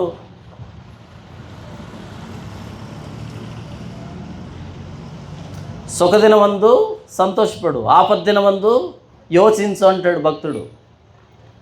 నవ్వు వచ్చినప్పుడు నవ్వాలి, ఏడుపు వచ్చినప్పుడు ఏడవాలి. దాని జీవితం అంటారు. ఏడుపు వచ్చినా నవ్వి, నవ్వు వచ్చినా నవ్వి బోరు కొట్టట్లే, అసహ్యం అనిపించట్లే. ఇన్నర్ పీస్ అది ఎక్కడ ఉంటుంది? బయట తుఫాన్ వస్తే ఇన్నర్ పీస్ ఉంటుందా? బయట తుఫాన్ చెలరేగితే ఇన్నర్ పీస్ ఎక్కడి నుంచి వస్తుంది? తమాషా కాకపోతే. బయట తుఫాన్ నిజం, తుఫాన్లో ఇన్నర్గా పీస్గా ఉన్నాం అనుకో, వీడు చాలా పీస్ఫుల్గా ఉన్నాడని తుఫాను అలా సైడ్ తీసుకుంటుందా? చెప్పు. బయట తుఫాన్ చెలరేగింది, వీడు చాలా ప్రశాంతంగా ఉన్నాడు అని తుఫాను సైడ్ ట్రాక్ తీసుకుంటుంది కదా, తన దిశను మార్చుకుంటుంది కదా, ఎత్తుకుని వెళ్తుంది. నువ్వు పీసుకుంటే ఏంటి, కలవనుకుంటే ఏంటి? సమస్య అనేది నిజం, ప్రమాదం అనేది నిజం, విపత్కర పరిస్థితి అన్నది నిజం, తుఫాన్ అన్నది నిజం, గాలివాన నిజం. అక్కడ మధ్యలో కూర్చొని జోకు లేదు, ఇన్నర్ పీస్ అని రాదది. తుఫానులో క్రీస్తుని లేపాలి, క్రీస్తుని ఆశ్రయించాలి. క్రీస్తు యందు విశ్వాసం పెట్టుకొని తుఫానులో ప్రశాంతంగా ఉన్నామంటే అర్థం ఉంది. ఆయన ధోనిలో ఉన్నాడంటే ఈ ధోనిను తుఫాను ఏమీ చేయలేదు. అది నిజమైన పీస్ అంటే, భద్రత అంటే.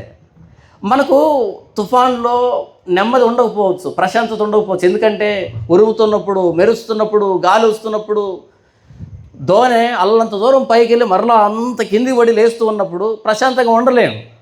కానీ ఒక నిశ్చయిత ఉంటుంది, ఒక భరోసా ఉంటుంది. ఏంటో తెలుసా? దోణి ఎంత పైకి కిందికి ఆడుతున్నా సరే దోణిలో క్రీస్తున్నాడు కదా. ఈయన చనిపోతే కదా మేము చనిపోయేది. ఈ తుఫానికి ఈయన్ను ముంచేటువంటి సామర్థ్యం లేదు. కాబట్టి చూద్దాం, ఆయన ఎప్పుడు లేస్తే అప్పుడు లేవని మనం కూడా కూర్చుందాం. ఏ ప్రయత్నం వద్దు, చూద్దాం. ఆయన ముంచుతుందేమో సముద్రం, ఆయన ముంచుతుందేమో ఈ తుఫాను. క్రీస్తును బట్టి తెచ్చుకునే ధైర్యం మనకు భరోసానిస్తుంది. క్రీస్తుని అర్థం చేసుకుంటే వస్తుంది భరోసా. నా జీవితంలో వచ్చినప్పుడు తుఫాన్లు, పెద్ద పెద్ద తుఫాన్లు, చెప్పినా మీకు అర్థం కాదు, అంత పెద్ద తుఫాన్లు. ఒక్కటే నిర్ణయం చేసుకున్నాను. ఆ రోజు ప్రయాణాన్ని ప్రారంభించిన 2011లో ఈయనే నా మానాన నా దారిలో నేను పోతున్నా, నా బతుకు నాది, జోక్యం కలుగు చేసుకొని డైరెక్షన్ మార్చి ఇటువైపు పదాన్ని ధోని ఎక్కించాడు. మధ్యలో తుఫాను చెలరేగుతున్నాయి. ప్రయాణాన్ని ప్రారంభించిన వాడు అద్దరికి రాకుండా ఆ రేవుకు నడిపించకుండా మధ్యలోనే ముంచేస్తాడా, మధ్యలోనే తలకిందులు చేస్తాడా? ఇదే నా ప్రశ్న. ఒకవేళ చేయడం నీ ఇష్టమైతే ఓకే, మునిగిపోతాను, ప్రాబ్లం ఏంటి? ఈ ప్రయాణం మధ్యలో మునిగిపోవాలంటే ఫైన్, మునిగిపోతాను, ఇబ్బంది ఏంటి? ప్రయాణాన్ని ప్రారంభించింది నీవే, ఈ దరికి తీసుకొని రావాల్సింది నీవే, మధ్యలో వచ్చే తుఫానుల మీద నియంత్రణ కలిగింది నీవే. నిన్ను బట్టే, నీ మీద ఆధారపడే, నీ మీద నమ్మకం పెట్టుకునే ప్రయాణం ప్రారంభించాను. దరికి తీసుకుని వెళ్తావా లేకపోతే మధ్యలో ముంచుతావా అన్నది నీ ఇష్టం, నీ ప్రణాళిక. నాకెందుకు? ఆ ధోనిలో కూర్చోవడమే, ఆయన చూస్తూ కూర్చోవడమే ఆ విశ్వాసమే. అదే అంటున్నాను, ఆ ప్రయాణాన్ని ప్రారంభించిన వాడు ఆ దరికి తీసుకుని వెళ్ళడం ఆయన ఉద్దేశం అయితే ఖచ్చితంగా తీసుకుని వెళ్తాడు. క్రైస్తవ్యం అంటే క్రీస్తుని అర్థం చేసుకోవడం, తుఫాను చూసి భయపడడం కాదు. ఆ తుఫానులో క్రీస్తు పక్కనున్నాడని గుర్తుపట్టడం, తుఫానుకి క్రీస్తు మీద అధికారం లేదని గుర్తుపట్టడం. ఈ తుఫాను నా విశ్వాసాన్ని మరింత బలోపేతం చేయడానికి వచ్చిన తుఫానే తప్ప నన్ను చంపడానికి వచ్చిన తుఫాను కాదని అర్థం చేసుకోవడం. క్రీస్తు నిద్రపోతున్నాడు అంటే వదిలిపెట్టాడని అర్థం కాదు. మనం ఒంటరిగా ఎదుర్కోవాలి, ఎలా ఎదుర్కొంటాడో చూద్దామని మనం పరీక్షించడానికి. ఆయన నిద్రపోతున్నా, ఆయన మేలుకొని ఉన్నా, మొత్తం చుట్టుపక్కల జరుగుతున్న దాని మీద ఆయనకు అధికారం ఉంది, నియంత్రణ ఉంది అని అర్థం. కాబట్టి మనకెప్పుడు ఒక ధైర్యం వస్తుందంటే తుఫాన్లో కూడా క్రీస్తు మనతో ఉన్నాడు, మన ధోనిలో ఉన్నాడు అని తెలిసినప్పుడు. కానీ బయట వాళ్ళు ఏమంటున్నారంటే ఇన్నర్ పీస్, మనం లోపల ప్రశాంతంగా ఉండాలి, సమాధానంగా ఉండాలని. అది జరగదు. యేసు ప్రభువుని సిలువెక్కించారు, ఆయన కొడుతున్నారు, ఆయన బూతులు మాట్లాడుతున్నారు, అల్లరి, పట్టణం అంతా అల్లరి, గందరగోళం అయిపోతుంది. యేసు ప్రభు మౌనంగా వేలాడుతున్నాడు, ఏం మాట్లాడట్లే ఆయన. చాలా ప్రశ్నలు అడుగుతున్నారు, తలలోచుతున్నారు. వీడు ఇతరులను రక్షించాడు, వీడు రక్షించుకోలేడు, ఎగతాళి చేస్తున్నారు, కొడుతున్నారు, ఏంటేంటో మాట్లాడుతున్నారు. ఆయనతో పాటు సిలువ ఇవ్వబడిన దొంగలు కూడా ఏం మాట్లాడుతున్నారంటే, నీవు దేవుని కుమారుడితే కిందికి దిగిరా, మమ్మల్ని కూడా దించని మాట్లాడుతున్నారు. యేసు ప్రభు ఏం మాట్లాడటం మౌనంగా ఉన్నాడు. ఎలాగైతే తుఫాన్లో ప్రశాంతంగా నిద్రపోతున్నాడో ఈ గందరగోళాన్ని అంతా పక్కన పెట్టి సిలువ మీద మౌనంగా ఉండిపోయాడు. ఆయన ఏం మాట్లాడలేదు. అదేంటన్నా 7 మాటలు మాట్లాడాడు కదా అని అంటారా? ఆ 7 మాటలు ఆయన ప్రశ్నిస్తున్న వాళ్ళకి చెప్పిన సమాధానాలు కాదు అవి. ఆ జరుగుతున్న అల్లరిని నియంత్రించడానికి చెప్పిన సమాధానాలు కాదవి. లేదా ఆయన్ను అనుమానిస్తున్న వాళ్ళని సందేహాలను నివృత్తి చేయడానికి చెప్పిన సమాధానాలు కాదవి. 12 గంటల నుంచి 3 గంటల వరకు చీకటి ఆ దేశం అంతా. క్రీస్తు ఏం స్పందించలే, క్రీస్తు ఏం పట్టించుకోలే, ఏం పట్టనట్టున్నాడు, సిలువ మీద అలా వేలాడుతున్నాడు. ఎన్ని ప్రశ్నలు ఆయన పట్టుకున్నప్పటి నుంచి సిలువ ఎక్కించేంత వరకు, సిలువ మీద ఆయన మరణించేంత వరకు ఎన్ని ప్రశ్నలో, ఎంత అల్లరి జరుగుతుందో, ఎంత అవమానం జరుగుతుందో ఏం పట్టించుకోలే. ఆయన మౌనంగా ఉండిపోయాడు. అంతా అయిపోయింది అనుకున్నారు. 3వ దినం రానే వచ్చింది. తెల్లవారుజామున సమాధి తెరవబడింది. దేవదూతలు వచ్చారు, కాపలా కాస్తున్న వాళ్ళు నిశ్చేష్టులు అయిపోయారు. అంతవరకు పట్టణంలో జరిగిన అల్లరంతా నిమ్మలమైపోయింది. అంతవరకు శిష్యుల మనసులో ఉన్నటువంటి సందేహాలు, శిష్యుల మనసులో ఉన్న కలవరం, భయం మొత్తం నిమ్మలమైపోయింది. ఆయన సిలువలో ఎంత మౌనంగా ఉన్నాడో ఆయన పునరుద్ధానం అన్నింటికీ సమాధానం చెప్పింది, మొత్తం అన్నింటినీ నిమ్మలింపజేసింది. అంతవరకు పిరికి వాళ్ళుగా దాక్కున్నటువంటి అపోస్తలులు ఎప్పుడైతే ఆయన పునరుద్ధానుడయ్యాడో, ఆయన లేచాడో సమాధి నుంచి, వారికున్న సందేహాలన్నీ నివృత్తి అయిపోయాయి. వాళ్ళ భయం అంతా పోయింది. పిరికి వారుగా దాక్కున్నటువంటి అపోస్తలులు హతసాక్షులు కావడానికి సిద్ధపడ్డారు. ప్రపంచానికి వెళ్ళి అంత ధైర్యం వచ్చింది, కత్తికి ఎదురెళ్ళేంత ధైర్యం వచ్చింది. ఎందుకంటే వారి జీవితంలో చెలదగినటువంటి తుఫాను, యేసుప్రభు మీద ఎన్నో ఆశలు పెట్టుకున్నారు, ఆయన ఏదో చేసేస్తారని ఆశలు పెట్టుకున్నారు. వాళ్ళ కళ్ళెదురుగా ఆయన సిలువ మీద వేలాడుతూ ఉంటే ఆయన వాళ్ళు పట్టుకుని వెళ్ళి ఆయన్ని హింసించి, ఆయన్ను సిలువకి అప్పగించి అతి క్రూరంగా హింసిస్తూ ఉంటే ఏమో ఈయన కాదేమో, మేము విశ్వసించినటువంటి వ్యక్తి ఈయన కాదేమో, ఒకవేళ ఈయన ఇంట ఎందుకు ఇలా అప్పగించుకుంటాడు, ఎందుకు ఇలా నిస్సహాయంగా ప్రాణం పెడతాడు, ఎందుకు ఇలా చనిపోవాలని అందరి మనసులో తుఫాను చెలరేగింది. క్రీస్తు ఏం మాట్లాడలే, ఏ ఎక్స్ప్లెనేషన్ ఇవ్వలే, అలా మౌనంగా సమాధిలోకి వెళ్ళిపోయాడు ఆయన. మూడవ దినాన ఎప్పుడైతే తిరిగి లేచాడో మొత్తం తుఫాన్లన్నీ నిమ్మలం అయిపోయాయి అపోస్తుల మనసులో, ఆనాటి ప్రపంచం మనసులో మొత్తం నిమ్మలం అయిపోయింది. మీరు సర్వలోకానికి వెళ్ళి సర్వ సృష్టికి వెళ్ళి సువార్త ప్రకటించండి, నమ్మి బాప్తిసం పొందిన వాడు రక్షింపబడతాడు, నమ్మని వానికి శిక్ష విధించబడుతుంది. మేడగదిలో దాక్కున్నటువంటి వ్యక్తులు హతసాక్షులు కావడానికి ప్రపంచానికి బయలుదేరి వెళ్ళారు ఆయన సువార్తను పట్టుకొని. ఆ రోజు ధోనిలో ఈయన ఎవరో, గాలి సముద్రం ఈయనకు లోబడుచున్నవే అని ఒకరితో ఒకటి చెప్పుకొని ఆశ్చర్యపోయారు. ఇప్పుడు ఈయన ఎవరో అని బయలుదేరలే, ఈయన ఎవరంటే గాలి మీద అధికారం కలిగిన వాడు, సముద్రం మీద అధికారం కలిగిన వాడు, దయ్యాల మీద అధికారం కలిగిన వాడు, రోగాల మీద అధికారం కలిగిన వాడు, మరణం మీద అధికారం కలిగిన వాడు. ఎందుకు శిష్యులు ఆ తుఫానుకు భయపడ్డారు? చనిపోతామని, ప్రాణాపాయ పరిస్థితిలో ఉన్నామని. అంటే తుఫాను కంటే పెద్దది మరణం. మనం తుఫానుకు భయపడింది ఎందుకు? తుఫానుకి ఎందుకు భయపడతాం? చనిపోతామేమో అనని. చావు అన్నది భయాలన్నింటికి మహారాజు, చక్రవర్తి. ఇప్పుడు శిష్యులు బయలుదేరారు. ఈయన ఎవరో అని మనల్ని సందేహానికి గురి చేయడానికి కాదు, ఈయన ఎవరంటే మరణం మీద అధికారం కలిగిన దేవుడు, మరణాన్ని ఓడించిన దేవుడు, పునరుద్ధానుడైనటువంటి దేవుడు ఈయన. రండి ఈయన దగ్గరికి. మీ జీవితంలో ఏ తుఫాను ఉన్నా సరే, అది ఎలాంటి పరిస్థితి అయినా సరే, రండి ఈయన దగ్గరికి, నిమ్మలింపజేస్తాడు. ఆ రోజు ఈయన ఎవరో అని ఒకరినొకరు చూసి ఆశ్చర్యపోయి భయపడ్డారు కదా. ప్రభువైన యేసుక్రీస్తు తిరిగి లేచిన తర్వాత క్రీస్తు నమ్ముకున్నటువంటి మన జీవితాల్లో వచ్చే ప్రతి తుఫానుకి వాళ్ళు సమాధానం చెప్పేదానికి, నిమ్మలింపజేసేదానికి సిద్ధమయ్యారు. అన్ని సమాధానాలు ఉన్నాయి వాళ్ళ దగ్గర. క్రీస్తు ఎవరంటే సముద్రం మీద అధికారం కలిగిన దేవుడు మాత్రమే కాదు, మరణం మీద అధికారం కలిగిన దేవుడు అని శిలువలో అర్థమైంది వాళ్ళకి, పునరుద్ధానంలో అర్థమైంది వాళ్ళకి. లూకా గారు ప్రశ్న వదిలిపెట్టాడు, యేసు ప్రభు ఎవరు అని.